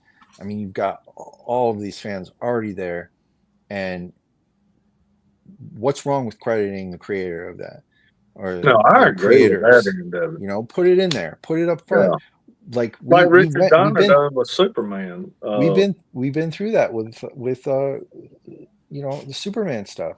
Yeah, What was that all about? I mean, it's just like there comes a point where it's like, okay, the family's maybe like, the creators are gone and the family is just like really like they want to like, you know, take every drop, for like get whatever they can out of it, and maybe that's justified or whatever. But I just think like, you know, you're making movies and you're off the characters and put the names up, like let them be like known, like where this came from. I mean, you're not only like insulting the creators and the artists that worked on these characters, created these characters, but it's also like hurting comic books, American comic books, because if like people are just watching the movie and like what do? What happened with Marvel movies? They went to the comic shops and they wanted to see like more about these characters. Where'd Black Panther come from? Let me read some more Captain America books. So it's just um like I said, I think it's bullshit. I wonder if they view it as just like they just have so much content that they can just go through that they don't even give a shit, you know? Because that kind of almost seems that way. Like, because I mean, there's so much stuff that they haven't even touched yet. Like, you know what I mean? Not like so much. Oh God, yeah. So You've I still mean, got 60+ years worth of characters untouched and untapped into. Yeah. Yeah, and it doesn't make a whole lot of sense to me. But I mean, I'm not a billionaire CEO that does makes those types of decisions. So it seems like blatant, like intentional disrespect, like ego stuff. That's what it comes off to me as. That's probably what a lot of it is. I think it's kind of weird though, because I mean, what would give you that ego though? I mean, you didn't make any of this shit, right? Like, I mean, you didn't plot it, and like, where would you have that ego? Where would that come from? You know Well, what I mean, to clarify, I mean ego on the Hollywood end. yeah, not that's the what I mean. creator end. Like, yeah, those guys. I mean, they didn't make anything. They No. didn't make shit. You know, right? They didn't develop the character. Yeah, they didn't do anything. Well, it's like, what would you be making a movie about if you weren't doing this? Like, it's like, and right now, like, this is all Hollywood is, like, the big major studios are looking for are surefire, like, draws, like what's going to draw the most crowd. They don't even care what they're making. Well, I mean, they're not even drawing a crowd anymore. Did you see the news article today about the movie theater that collapsed somewhere? The roof collapsed in, and there was two. I saw it briefly. I didn't. So tell me about it. Like, what was it? So they had a movie theater roof collapse in during a screening of the new Captain America movie, but nobody got injured because there was only 2 people in the theater. Holy shit. That's embarrassing. Yeah. Oh, wow. Yeah, nobody got hurt because there was only 2 people in there. So I'm like, oh, okay. Yeah. That's horrible. They probably shit their pants, so I hope they had the brown pants on. Yeah, right. They could just walk around. Yeah, exactly. I mean, I don't know. I've been out of the whole MCU thing since Iron Man 3. I'm like, if Iron Man 3 really, I mean, I watched a little bit of Endgame. I thought the name of the movie was super stupid, so I was like, why is this called Endgame? This sounds super dumb. But I don't feel like they got to a point where they stopped respecting source material, and then the thing with like every Marvel movie, and they started doing this shit with Star Wars too, where the thing that irritated me the most is like everything has to be a fucking joke. Like nothing's nothing serious seriously at all anymore. It's like, okay, we got a serious moment and now there's a fucking joke, and we got a serious moment and now there's a fucking joke, and it's like, all right, cool, I'm out of the movie now. Like, what? Why I think that is? Because they don't respect the material. Yeah, they think it's stupid, so they feel like we gotta accommodate everybody else that thinks this is stupid, so we gotta make a joke out of it. Well, and they're not making that stuff for the people who like it. They're making it for the broader audience, which is your average, your average person who just wants to consume shit. Right. Yeah, we were talking about that, and that's their target audience is a consumer, not the actual audience. Yeah. No. They're just trying to bring in everyday Joe. Yeah, I mean, expanding your fan base isn't a terrible thing, but when you're doing it just for the sake of doing it, it's, I don't know. Are you really doing it for any other reason? Like, I mean, I don't know. I mean, if you make a good story and you're true to that story, people are going to come. You're going to get everybody then. If it's good enough, if you're making good stuff, I mean. Well, you might not get the brilliance, though. You might not. You might not. I mean, a lot of these things really weren't making any money until they started making movies off of them. Like Marvel was going bankrupt, and they had X-Men and all that shit, So that's true. I mean, yeah. I mean they are chasing the dollar on that one, but yeah. I mean, maybe they've lost the plot. Maybe they've lost the point of like doing this stuff anymore. Well, I mean, it's likely too. Like, I mean, you have a lot of people who aren't linked to it. I mean, I always talked about. I used to play World of Warcraft with a lot of friends of mine way back in the day. It's really fun, and you know, all those guys made this thing, and it was phenomenal. You know, these guys that were friends, they made this thing. They enjoyed it. They liked making it because they liked making that. So they made this product this game that they wanted to play, right? And then as those guys started leaving, the game just started getting worse and worse and worse, and eventually it just becomes. The company just kind of became a place that everybody puts on their fucking resume. They're like, oh, I worked at Blizzard. I worked at this place. And nobody even gives a fuck about the product anymore. They just give a fuck about what the product's going to do for them. Yeah. So, I mean, it becomes a brand. Yeah. You know, where we just got, you know, a bunch of people who really don't give a shit about this stuff doing it because that's what benefits them and that's what does good for them. Well, I mean, you look at it like this. Let's go back to Star Wars. Let's go back to the original IP. You know, Lucas made this thing and took the world by storm. It became a cultural phenomenon. And he did it without the studios. He pushed his own narrative. And then he basically became what he was against the whole time. You know, he started Lucasfilm, he started ILM, and it become its own entity. It become what he hated, you know, and the fans turned on him after what he did with the prequels, and he's like, "Fuck this! I'm not going to do this anymore." And he sells it to Disney, you know. So the moral of the story is everything Hollywood touches turns to shit. Pretty much, yeah. or what they're saying, live long enough to see yourself. Yeah, that's exactly what I was talking about. You live long enough to see yourself develop.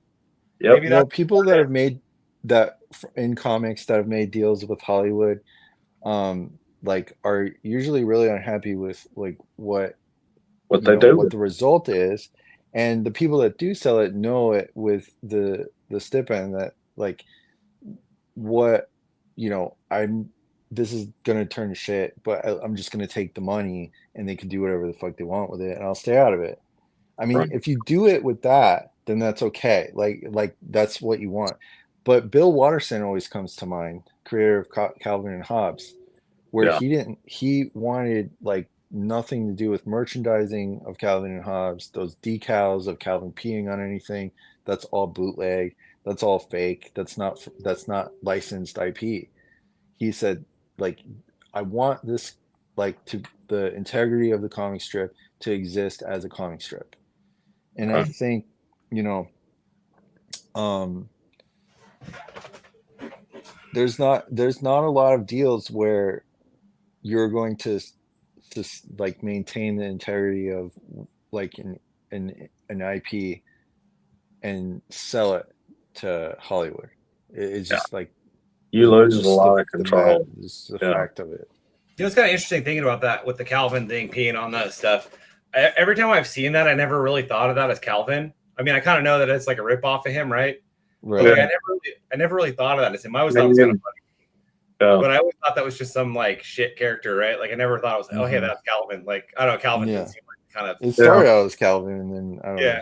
Kind of doesn't seem like the character that would go pull it out and piss on something, you know? Right.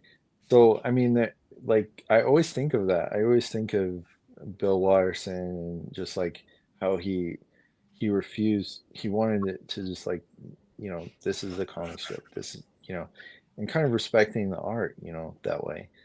Right. I don't know. I all this like just I think about that a lot. Yeah.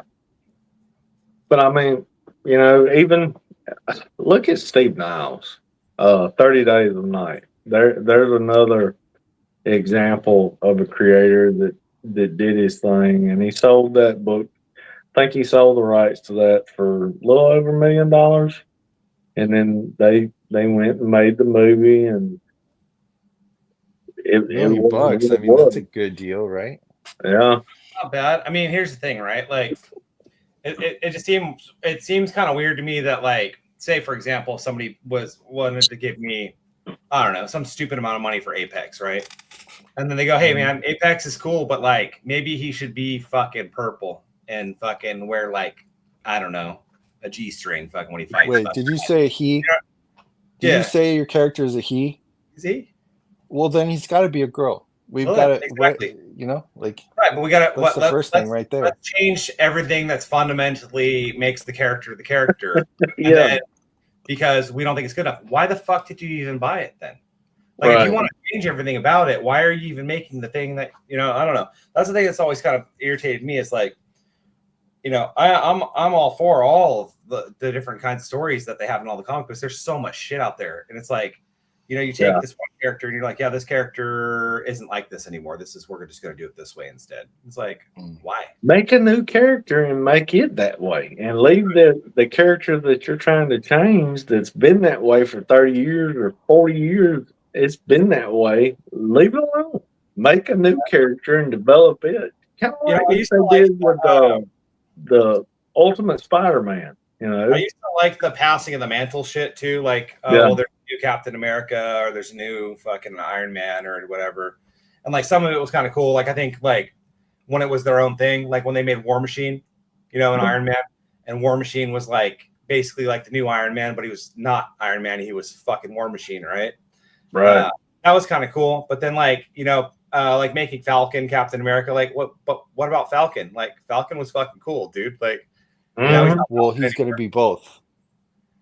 Right. Yeah, exactly.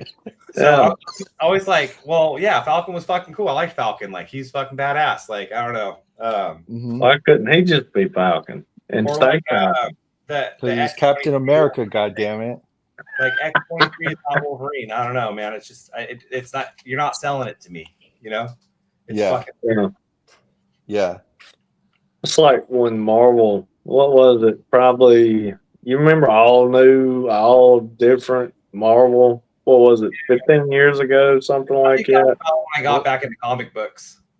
Yeah, you had let's say you had Lady Loki. You had when Jane took over the Thor mantle. You had that was terrible. X-23 took over Wolverine.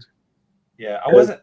Some of those comics from that era were kind of cool, but a lot of them I didn't really care for. Even though I was like kind of when I was getting back into comic books. Sherry Williams become Iron Man, and So yeah, they tried to give that one its own identity too, right? Because it was Iron Heart, right? Yeah. They had that too, right? Yeah. I want to say they're doing a series of that. I don't think it's going to be a movie.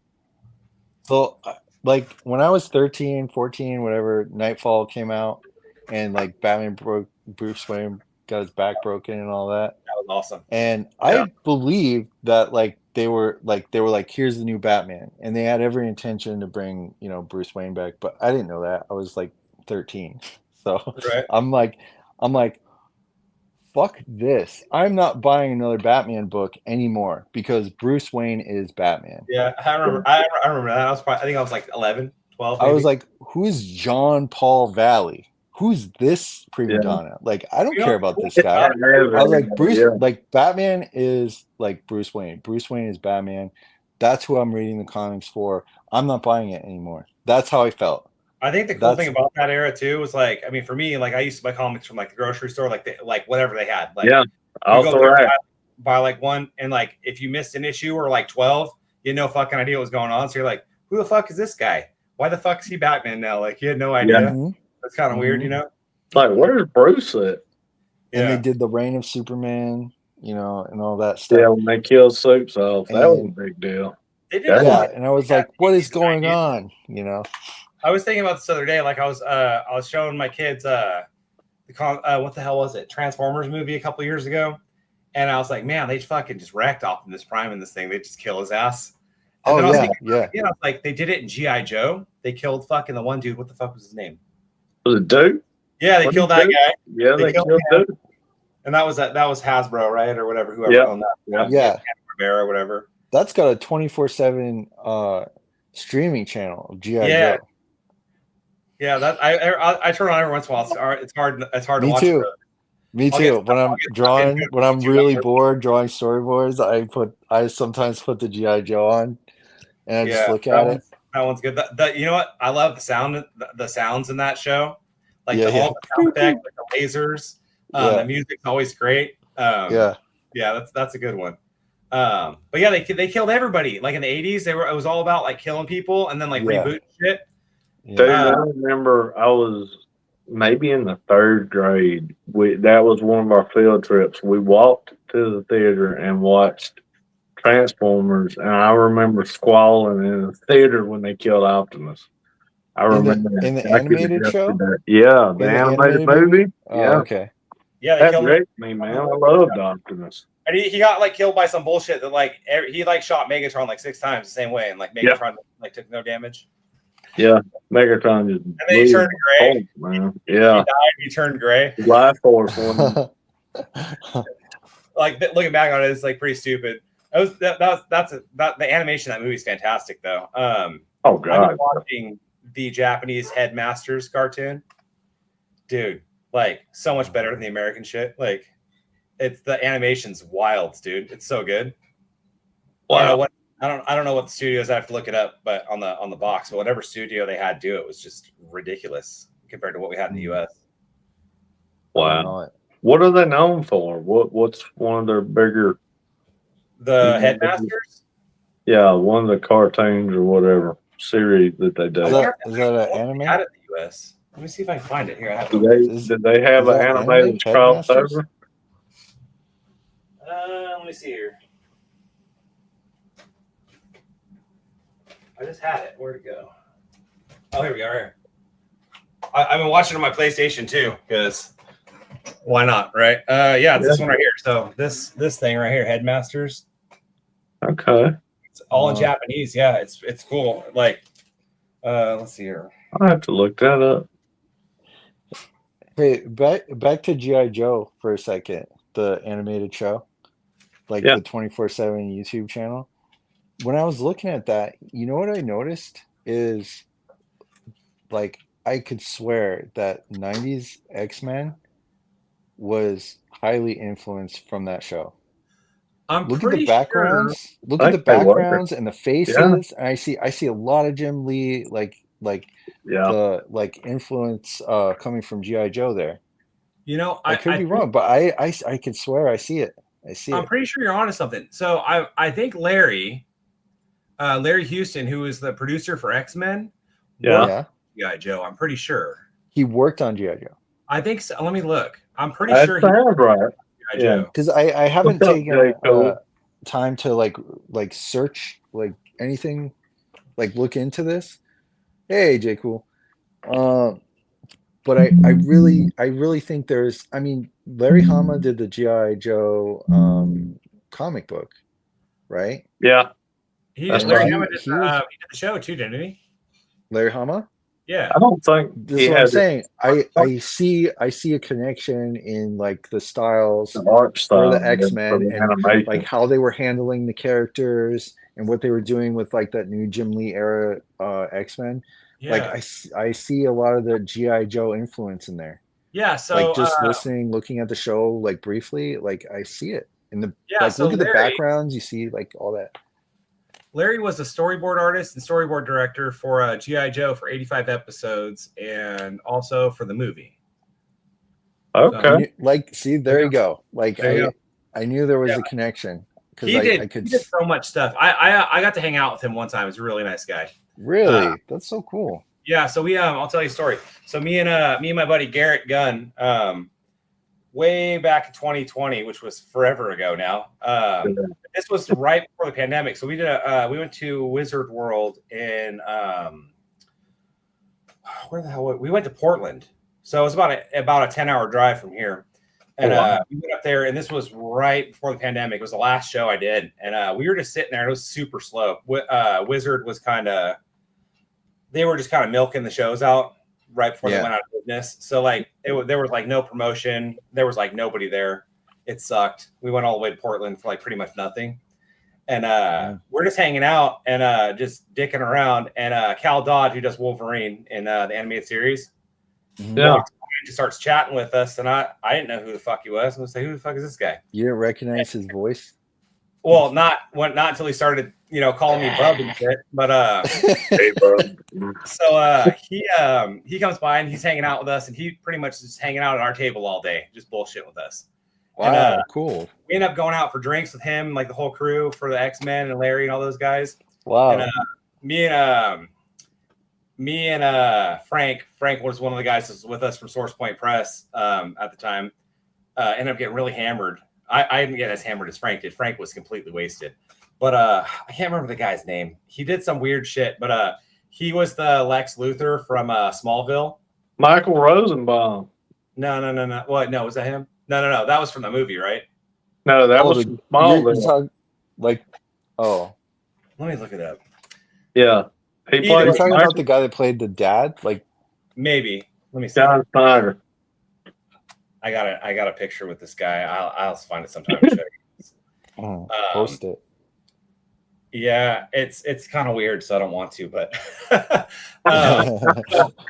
Cal's wife was asking about my beard, and she's like, "Hey, like, what can I feel it?" And I'm like, "Yeah, sure, whatever." And super nice lady, by the way. Her name's Donna. But I was like, "Yeah, sure." I was like, just whatever. And then he comes behind me and grabs my beard, and he starts going like this with it. And he's like pulling on it. And there's like a bunch of pictures of it, but he's fucking with our friend Frank, and Frank's sitting in the corner of the table on the other side of the room, and he's sitting over there. I look over at Frank, he's just petting him on the top of his fucking head, and Frank's just sitting there like fucking traumatized, and he's so hammered. He's like, why is this guy petting me? Wow, I don't know what the fuck is his name. That is a weird story. Small, yeah, it's kind of a weird story, but yeah, we went and hung out with those guys for a bit, and they're super cool. Cal DMs me on my birthday one year and says happy birthday, bub, and I'm like, what the fuck? Like, wow, weird thing. Yeah. Cast. Let's see here. What the hell is this guy's name? You're friends with Wolverine. If it's Lex from Smallville, it's Michael Rosenbaum. John Glover is his name. That's the guy that played Lionel his dad on Smallville. Yeah. Lex Luthor's dad on Smallville. That's Lionel Luthor. Yeah, he's a character actor. He's been like, he's great. Yeah. I don't know him from anything, but he was. I got a picture of him looking like a mad scientist standing behind me, like pulling on my beard. It's fucking hilarious. Yeah, he's played those kind of parts. He's just been in a bunch of stuff. I can't. Yeah, super cool guy. Yeah. So yeah, we went and hung out with those guys. It was a blast. He was in Batman Forever too, I think. I think you're right. He played Jim Carrey's boss. Yep. I forgot that till you just said it. Yeah. Wow. So anyways, that dude's been around forever. I don't even know why I started telling you guys that story, but what were we talking about? X-Men and G.I. Joe. Yeah. Connection. Larry. Connection. Yeah, we're talking about Larry because Larry's super cool dude. He was telling me about how he did G.I. Joe a while back, and he did X-Men, G.I. Joe, and then the other stuff. And then I have the book here that he did. He's a really good artist too. Larry Hama? Who are you talking about? Larry Houston. I'm pretty sure he drew this. Let me see. I'm pretty sure. I'm almost 100% positive he drew the cover for this. Okay. Well, yeah. Is this for the new animated show? No, this is the old one. So this is for the other one. Yeah, that's from back in the 90s. I'm almost positive he drew this artwork. What is that book? What is that book? Art and making of the animated series. But not the remake, the original. This is the original one. Oh, awesome! Yeah, I gotta look that up. You should have this book. Okay. If there's any book on my shelf that I'd recommend, this is the one. Like, this book is awesome. This is super incredible. I'm gonna look that up. This is cool. Yeah, it's called The Art and the Making of the Animated Series. It's by Eric Luwald and Julia Luwald. I follow them on Instagram. The two like main creators of they're the X-Men super show. Nice. Yeah, they followed me back, and yeah, and when I did a couple of X-Men sketches. Yeah, they're super nice. I was asking them questions about. I haven't met those guys in person yet, but I've talked to them online. I did a Sentinel painting, and they shared it. Did you see my Sentinel? Oh, that was incredible. I feel like I have.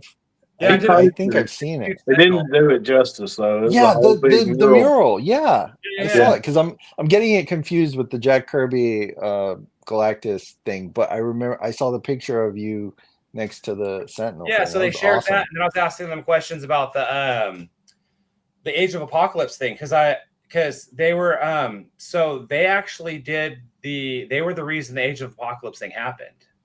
The Really? comics. Yeah. So what happened was there's the 2-part episode called One's Man's Worth or whatever, where Right. the dude goes back and kills Xavier, Yep. and Mhm. that's what I remember inspired the Age of Apocalypse. Age of Apocalypse came after that was made. Holy shit! I never put that together. Yeah. So a lot of the character designs that are in this book are actually got used For for the comic. stuff because they were in the cartoon. Yeah. So the show did Age of Apocalypse Before Age of before. Apocalypse. Yeah. Wow. That's Yeah. incredible. Wait, are you from That's 93, Yeah. 94? Because That's when Age of yeah. Apocalypse was going on. That was Yeah. Joe Mad was all that, and Roger Yeah. Cruz. Because that show was in like 92. So Yeah, it they was, had like the blue and red Wolverine with the one hand. Yeah. So because Age of Apocalypse happened in '95. Cool. Yep. So they're the ones who came up with that whole thing. They didn't come up with the whole thing, but they were the inspiration for it because they're like, the guys at Marvel saw the cartoon and they're like, whoa, this is fun. Yeah, I was following that a little bit. I followed Yeah. that a little bit, which reminds me I'm supposed to send some comics back to this guy who left them with me. I just Yeah, I remembered. got that on my shelf here too. Where's the hell's that at? Age the of other one. Apocalypse books. Wow. Yeah, this is the only omnibus I own. That's Oh yeah, yeah. Age of Apocalypse. Yeah. I remember picking up issue 4 of Age of Apocalypse, Astonishing X-Men, and seeing Joe Mad's art Yeah. in a grocery store, and it was like the first time that I saw computer coloring on the comic was so good. and I was like, I opened it and I was like,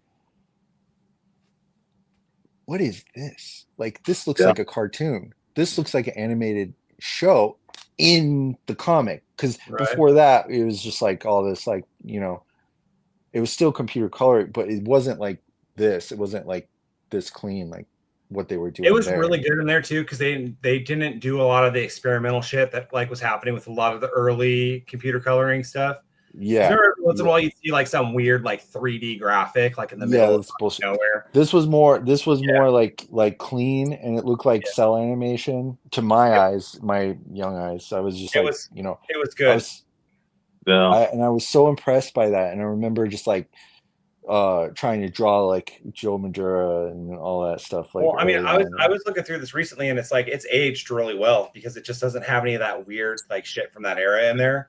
It's just it's clean. Like it doesn't have like the old look. Like I want to say like pre 90, where it was kind of like it had that what the fuck do you call it? Screen tone. Yeah. Textures in it. And it was probably about the time they started printing on glossy paper too. It was. Yeah. And That was right before I ducked out. Yeah. Emmett started they brought the higher graded paper and digital coloring and I've gone back a little bit because I hate gloss. I hate shiny shit. Don't like it. I love matte. Like I don't like light reflecting off of shit. It ruins everything. I'm debating on whether to do like a newsprint thing for Skylights. Yeah, that'd be cool. Well, yeah, because are you doing black and white? No. You doing color? It's color. Yeah. Even then, either or. Yeah. I don't know. Hey, it works, man. I some of my favorite comics are some of those old newspaper comics, Jim Lee and Silvestri and all that stuff. From what I understand, you got to have special equipment to do newsprint. I mean, like newspaper type equipment to do newsprint. Well, they've got even what's that guy's? Was that There's a printer that does newsprint.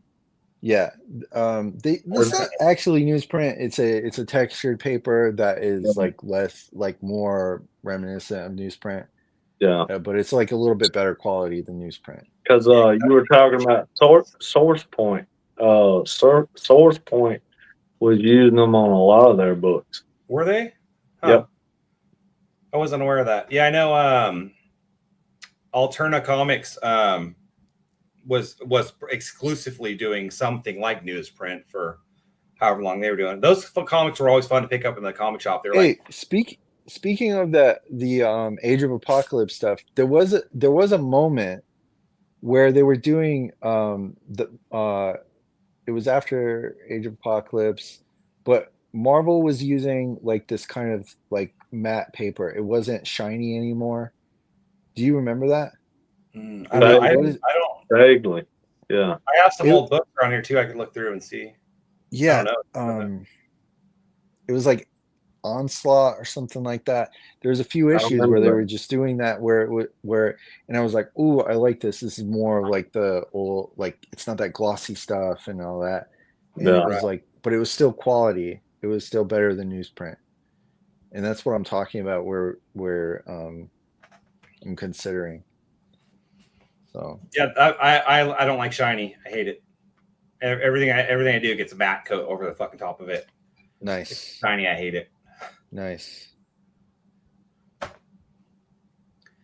So yeah, going to I came in sleep, here and hijacked your stream. Sorry. No, man. This is what we've been doing the whole time. Yeah. So This is it, man. We just been shooting the shit, dude, about anything and everything. Yeah, we should get together and do this more often. We really do. I've been busy. I've been. It's not that I've been working a lot. Well, I guess I have been, but it doesn't feel like I've been working. I got. I took a new job doing the thing with the kids. whiskey. How's that going? It's going good. So the teacher in my classroom's been out for a week on an emergency, so it's kind of been a little hectic. I got to kind of be in charge of things and kind of make sure everything's going smooth. A lot of kids need a little extra help with behavior issues and stuff like that. They're not like bad kids. They're just sometimes a loud noise bothers them and they want to go run out of the classroom or smack the person next to him for no reason, so stuff like that, little things here and there. Most of the kids, my classrooms, it keeps me busy. So yeah.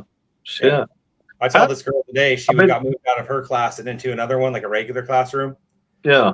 General ed. And I'm like, I feel sorry for you because your day's gonna go by hella slow. Like because I'm busy all day, man. I'm always on my toes doing shit, so Right. I bet the days fly by.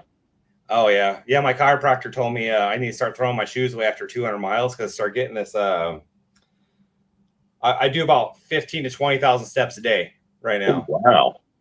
Damn. And, my left foot started doing like this weird thing where it like feels like it's flattening out and like hurts at the end of the day. Yeah. Like, yeah, your shoes are bad. Like you got to replace them. I'm like, I just got these like 2 months ago. He's like, how many miles you got on? I'm like, I did the math. I'm like, about 400 miles. Yeah. He's like, throw away. Replace them. Yeah.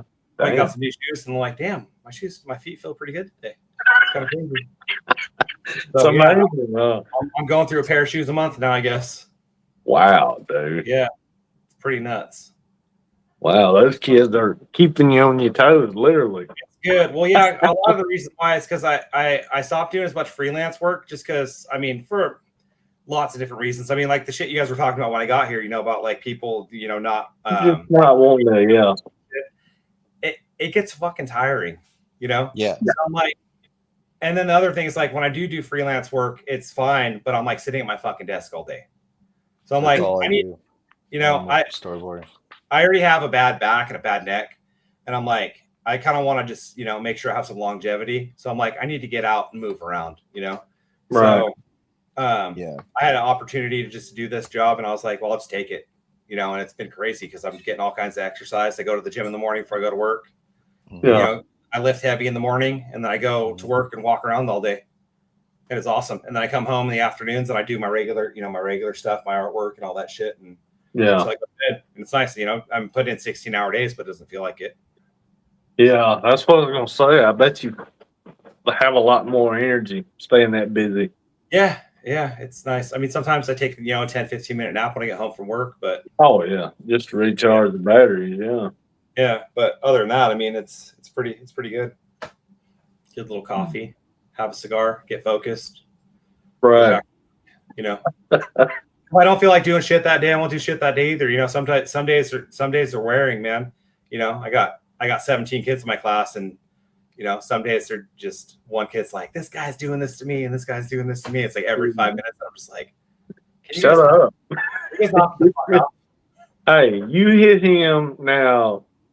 You hit him, and y'all all go stand in the corner. My question to them lately, because they're 3rd and 4th graders, they're all hella smart, and I'll just I'll look at them and I'll be like, look at me, bro, and he looks at me and I go, are you gonna die? And he just looks away and walks off. And do any of them read comics? Yeah, so a lot of them actually are super interested in comics. Like I brought some of my comics in there, and I was showing them, super into it. Yeah, and then they started drawing some too, and I'm like, I don't know if I want to send these kids down this path, man. It's a path of pain and suffering. Yeah. No, yeah. I mean, you might be changing these kids' lives. Well, that's all my kids. I just set up this computer right here. I mean, right? I sometimes think about like the business model of like creating comics, but also having like those giant printers, like a company that owns its own printing and distribution and makes comics and just like puts them in stores again. That's like a dream idea, I think. I think. Well, it would pull in a lot of people to create like content, like real comic books, right? New comic books. I think. Yeah, I think it'd be tough. You'd have to have a lot of people coming in and outsourcing some of your printing operation to make that happen, right? Yeah. No, I'm talking about owning the printers. Right. Yeah, but you have to outsource outsource like talent, right? People that are making comics. Yeah, but have it like all in one company. Okay. Dude, why outsource the printing? Just have it all be one like distribution one and everything. Everything. Like I think that on a smaller scale is kind of what we're already doing right now, right? I mean, in a way, I mean, with the crowdfunding to an and extent, shit like but I'm thinking about like how do we reviving the comic books as a medium, like physical comic books, like is the interest even there anymore, or is it just because it's not available? I think it's there's multiple issues with that. I think probably one of the biggest issues is cost, right? I mean, for $8 you can get an unlimited supply of content from Netflix, and for $6 you can get a 22-page comic book from DC that entertains you for 5 minutes and then gets thrown in the corner. Right. That's a problem. And your dollar to entertainment value is really low. Yeah, really low. I mean, even if you look at like gaming, which has blown up since comic books were popular, like, I mean, your dollar to fun ratio is huge there, right? And your dollar to fun ratio with like Netflix or Hulu or whatever the hell it is you watch, it's huge there too. And with comic books, it's like, every time I sell a comic book for $10, I'm like, I almost kind of feel bad because I'm like, I wish I could give this to you cheaper because I wanted you to have it for less, but I think it's priced itself out. I think you're really on to something. Because I mean, if I could give it to you for less, I would. And I'm not DC Marvel. I can't just make this shit appear for pennies on the dollar, right? Like, I mean, I'm making, I'm going to my local printer. I'm not sending my shit to fucking China, like all these other assholes who go, oh, well, I want guys in the U.S. to make minimum wage, but then I'm going to send my fucking books to China because fuck the guys over here. Like that's a whole nother topic, but fuck those people, by the way. But I do all my shit here in the U.S., even if it costs a little bit, it takes it out of my pocket. That's what I'm gonna do. Because my guy down here, he gets to fucking keep his job because I'm paying him to make my fucking books. And he lives up the road from me. That reminds me, I need to talk to you about your guy. Okay, I could get him to do stuff for you, and we can figure something out. Yeah, we need to talk about that. I'm just about got Bounty together, and I'll hit you up. Because I mean, here's the thing too. The guy who prints my books, they're not like a fucking printing company. Yeah. They're a pre-sort company. Like the main thing they do is like calendars and like those fucking stupid annoying flyers you get in your mail during political season. Mm-hmm. Shit they do, and they send mail fucking everywhere. Like that's what they do. It's a pre-sort company. I just happened to call him one day and say, hey, I need some prints made. Can you do this? He's like, yeah. And then we start talking about other shit, and he got some other equipment in there to, to make, books and shit like that. And that's what we do. We can't do perfect bound, but we can do saddle stitch. Yeah, that's all I need. Yeah. I'm going to look for a local printer as well. I've already been looking, but so many things just like close. Yeah. Like by the time, like I go back and I check and they're like gone, Right. Yeah. Yeah. Luckily for me, this guy's he's been doing all of my stuff since I started doing art again. So, I mean, it's been super awesome. People are just too fucking lazy to go and look for that in their own community, Well, I like it because you can actually like go in and talk to the people and tell them exactly what you want to do. Yeah, because I go in there and I'm like, he pulls out all his paper. He's like, which one do you like? I'm like, that's what I'm talking about. Let's try that one, and that one's cool. I like that. Let's try that. And then like for proofing, it's like I don't know what the fuck I'm doing when it comes down to laying out a book. I have no fucking idea. Mm-hmm. And so I take it down to him, and he fixes it all. Margins all right. I mean, I know how to write the comic book. I know how to fucking color the damn thing. I mean, and the first time I made one, I accidentally cut all the fucking all the trim lines off when I colored it. Yeah, that's what I would do. Yeah. So he had to go in and fix it for me, but like he fixed it all for me so it would print properly. And like that, he sent it back to me a couple times. You leave the trim lines in. Right. Yeah.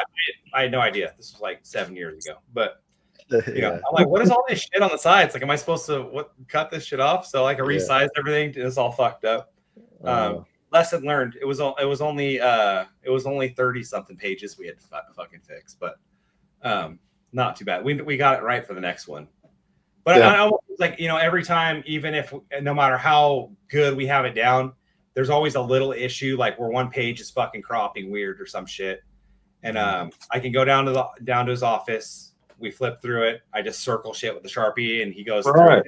That's it. That's awesome. That's the benefit of doing local. Yep. See, I don't have anything like that around me. Nothing out there where you are, Jerry? No, shit, no, man.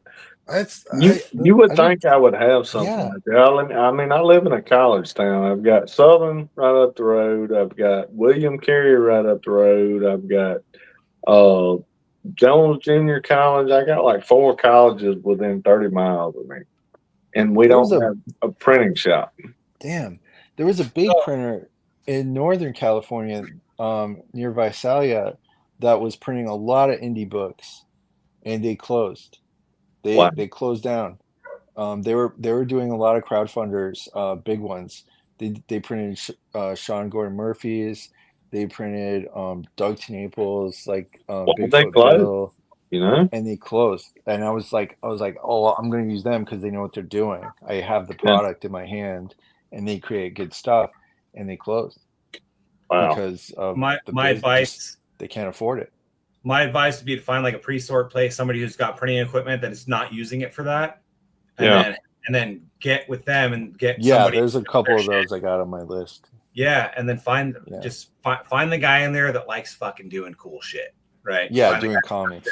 Yeah, the guy who's like, I want to fucking do this, and he'll figure out how to do it, and you work with him, and then that's it. I mean, that's how I got where I'm at. He just like, I want to print comic books. Like he's like printing boring shit all fucking day long, Right. And then it's like an art project for him because like every time I hand him something and the first time he runs it prints like shit, and then like he solves all the problems. He's like, oh look, I made this fucking awesome, Mm-hmm. Wow. Yeah, it's fun, bringing all that. That's a great idea though. But I mean, the overhead would have to be ridiculous on something like that, Keith. I know a buddy of mine, like those computers and printing things, just to do T-shirts, screen printing is thousands of dollars. Well, the overhead and like, I mean, just the cost, the amount of business you have to do to stay open too. I mean, like he was saying that one that was doing all those indie books, like they were probably doing pretty good, Yeah. And then just one weird thing happened, and now they're fucking out of business. Yeah. And That's all it they had takes, offset one thing. the big printing machines too. Yeah. For high volume prints, not like the print on demand stuff, but I mean like the big numbers. And Right. it's sad. There's a lot of printers closing. I had that talk to some people, and they were like, "Yeah, there's so many printers closing right now." Yeah, and that's weird because Kickstarter and Indiegogo is going crazy. So I guess all these guys are getting their books done overseas. I guess that's what maybe they're just doing. like print on demand stuff. The stuff like what's that company that you guys were using? Wellspring. Wellspring, yeah. I think they're getting a lot of business. I think the easier, like, I think comic press, or what are those fucking guys called? Like those are just like, they like make it real easy to just like you upload it, and I think they get a lot of business because they're catering to like all these like, comic book, startups.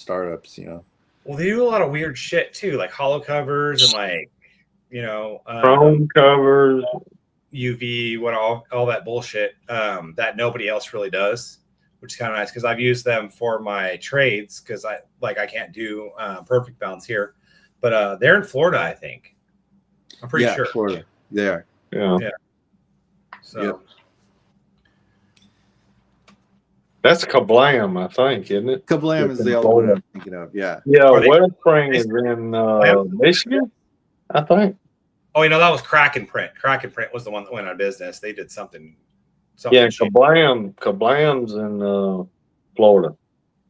Yeah, I think Kablam. Yeah, I think Kraken Print was the one that did something weird or something like that and went out of business or some shit. I never heard of them. Yeah, they weren't around for too long. Like I think they were like 2020, 2021, like time frame. And then, right at the big, right when everything was blowing up as far as Kickstarter was huge.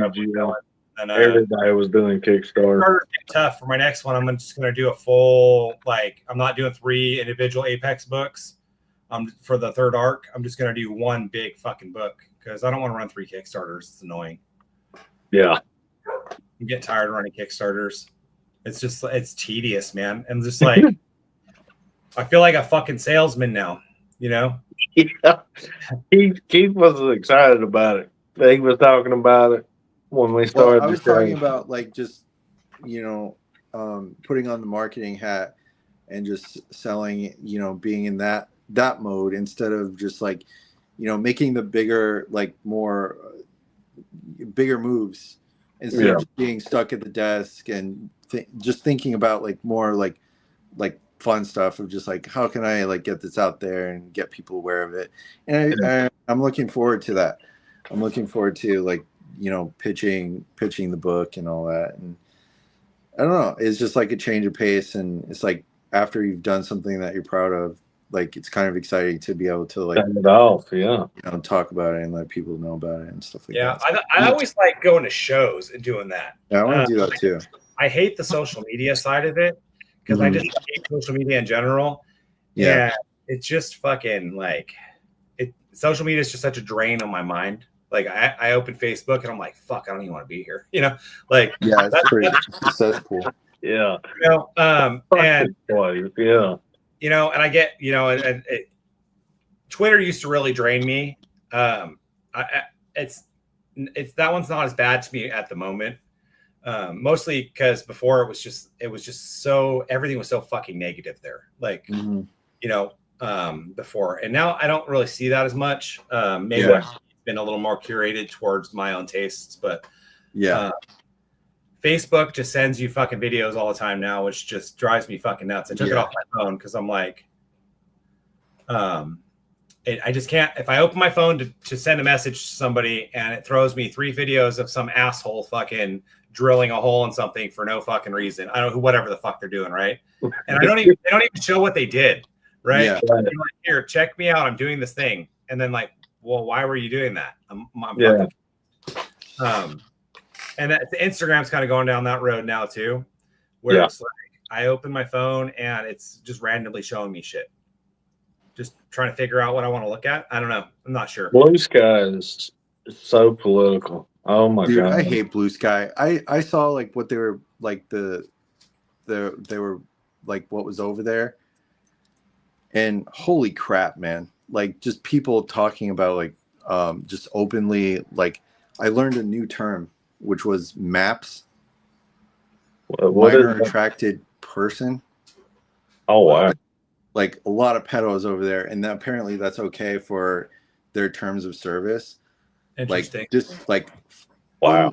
unbelievable. I had some people tell me that I should start an account there, so maybe I won't. I will never join that. You know what another weird one is Threads. Like you go to Threads and it's like every Threads. Oh my god! I got rid of my Threads. Yeah, I closed that thing out. I opened it the other day just to see like what was happening on there, and I scrolled through. I think I seen a post by Keith. Yeah, and then I seen there was a bunch of chicks like posting like my boyfriend doesn't think they're big, and then it's like just a fucking like stupid thing like trying to get their OnlyFans or whatever, and then everything else on there's clickbait though. It's like somebody saying something that doesn't have like a complete like thought, trying to like drag you into like a conversation. Yeah. And it's just really weird the way everybody kind of like that's the way the algorithm like favors them or something like that, maybe. So like it's like an incoherent thought, no real substance, but just enough to like kind of hook you. And like you can tell like that's the algorithm because everybody's doing that same fucking thing. Right. And I'm just like, yeah, don't waste your time. I mean, you got something to say, post it, you know, but It just does. like show your like I started up my Threads again, and only because I'm gonna like post like my comic stuff on there like when it's ready to launch, and I got a stupid Facebook because you need that to do like pay for ads on Instagram or Meta, and that's it, and then YouTube. I mean, and then it's like and then Instagram. That's it. I mean, you just like whatever. Like I've got it to advertise what I'm doing, talk to you guys, whatever, you know. Right. But other than like it's pretty useless otherwise. I mean, and I think I've gotten to a point of like managing it pretty well, like psychologically. Yeah. I don't mess with it, you know. It's like post and leave it, you know, post and ghost, and just don't spend a lot of time on it. For me is I really need to find a way to go in and be able to interact with people where I'm not losing myself in all the fucking noise, right? Like, because that's the problem for me is that there's so much fucking noise everywhere, like the stupid posts, the dumb bullshit, the OnlyFans bullshit, all of the political bullshit that you got to weed through every fucking time you go in there. Yeah. Just all the dumb shit that people say, and it's like I just want to go in there and like find people that are doing the shit that I'm doing. Right. And support. Yeah. I say what up, like that's it. Yeah. I show them my stuff and they show me their shit, and kind of like. And that's what it comes down to. Like we kind of touched on this earlier in the conversation of just kind of like paying attention to what you're doing, taking that time out and enjoying your creativity. Like you're in that kind of like mode. Enjoy your day. You know, you work out and you get some creative time, and then it's just like kind of like really managing like what comes in and what you give your attention to. And I think that is the key to like, being like more productive, happier, and just in general, regular life is just like paying attention to what you're doing in your reality, in your world, Right. In your life. It's easy to open Twitter and get lost in fucking bullshit for fucking 2 hours and then go, man, what the fuck happened in the last 2 hours? Like I have an anonymous X account just to like see the news, just to see like what people are talking about. And I usually dip in and dip out. And I just like get, okay, this is what's going on. Right. And I leave it. And I don't use it to post. I don't use it to like anything. And it's just purely for like, okay, like I follow these accounts, see what these people are up to, and good idea. That's it. That is a good idea. and it's not, and I don't have like my name up there, so nobody can see like what I'm going, like what my interests are, and nobody can use that against me. And I'm not getting in trouble posting anything and my Right. opinions and stuff and Yeah. getting attacked for it, you know. So it's just like, Right. Yeah. Yeah. Opinions are dangerous, man. They oh really yeah, are. don't say what you think. No, don't do that. It really Don't disrupts the open hive that mind. thing. Yep. Don't be having any of those. That's silly. Yeah, just be a sheep. You know, Just if you don't say follow the anything, herd. people will assume you just have the same opinion as them. Yeah. Yeah. Like everyone I Zoom with in. Oh, we lost him. He started talking about his opinion, and they just fucking Big booted brother kicked him out. him. Fuck this guy. He's done. Not We got him. today. You're They got him. canceled. They got him. Oh, they got him. Oh, wow. Keith, if you're watching, man, just jump back in and I'll pull you back in the show. Holy shit, Big Brother guy.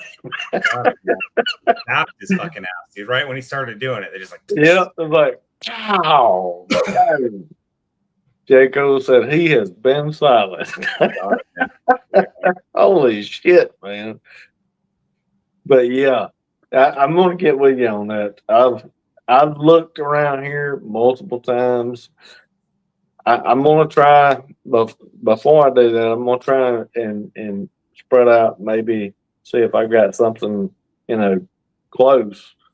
Maybe in around the Jackson area or something like that. It's got to be something. You might have to find somebody that you got to work with for a little bit. Yeah. Which ideally wouldn't be ideal for what you're working on right at this moment. Right. But like maybe, try to find the next one, like a small print run of something else you got, But yeah, if you need a hand, like I can talk to my guy. He could probably get you the price he gets me, and then you're just gonna have to pay shipping, Yeah. And they do shit, so they're gonna pack it good and do all that stuff and make sure it gets to you good and stuff like that. And I mean, here's the thing too. If you want, I could probably go check your proofs for you and make sure your books are good before he sends them to you, and then you don't even have to wait for a proof. That would be outstanding, man. I know what it needs to be. You know what I mean? So right. If that's something you'd be comfortable with, I mean, So yeah, man, I trust you, dude. Shit. So every once in a while, I gotta go on there and joke. I joke with him. I'm like, hey man, I'm gonna come in here and choke you if you don't got my books ready by Friday. I threatened his life. Which is the benefit of having a local printer, because I can go choke him whenever the fuck I want. Yeah. Well, Keith, if you log in on your computer, man, if your phone's dead, or plug your phone in, just plug your charger up. Blink twice if somebody's telling you to tell us that your phone died. I was silent. Is there somebody in the room with you? Yeah. Hey, throw a flag up. Throw something. All right, we'll send help. They got it. That's hilarious. Oh man, that's probably a good sign then, because I should probably go cook these pork chop or lamb chops before it gets too late. Yeah, I've been on here for 2.5 hours, dude. That's crazy. I don't know how long I've been here. I've been here for a while, an hour maybe. Oh yeah, every bit of it. Yeah, well, we should do this more often. Now we were talking about doing it. We should just get on here and just bullshit or whatever. Just get on here and do it, man. I've enjoyed it. I love talking with you guys. But Kenny, thanks for jumping on with me, brother. Yeah, man. A little closer to time, I'll get with you. Let me get this book knocked out. Let's see. Keith said it was fun. Let's do this again. Most definitely. We will definitely do this again, you guys. Thanks for coming on. Hey, hope you enjoyed us rambling about anything and everything. We'll catch you next time. That's the show. All right. See ya. See you, brother. Hey guys, you want to support the channel? Be sure and drop a like. Put those comments down in there. I'd love to talk with you guys. Like to make this a community. Other ways to support the channel, hey, go to my website at jerrycooleyart.com. jerrycooleyart.com. That's www.jerrycooleyart.com. You can pick up my comics, t-shirts, prints, all kinds of stuff. Be sure and go on there and check that stuff out if you're interested in any of my work. You can also follow me on Instagram at JerryCooley77 and also at Blue Sky to see what I'm up to as far as comics. Hey, love to see you there. Jump on, give me a follow on all those socials. Thanks for watching the show. Till next time, you guys, have a blessed one.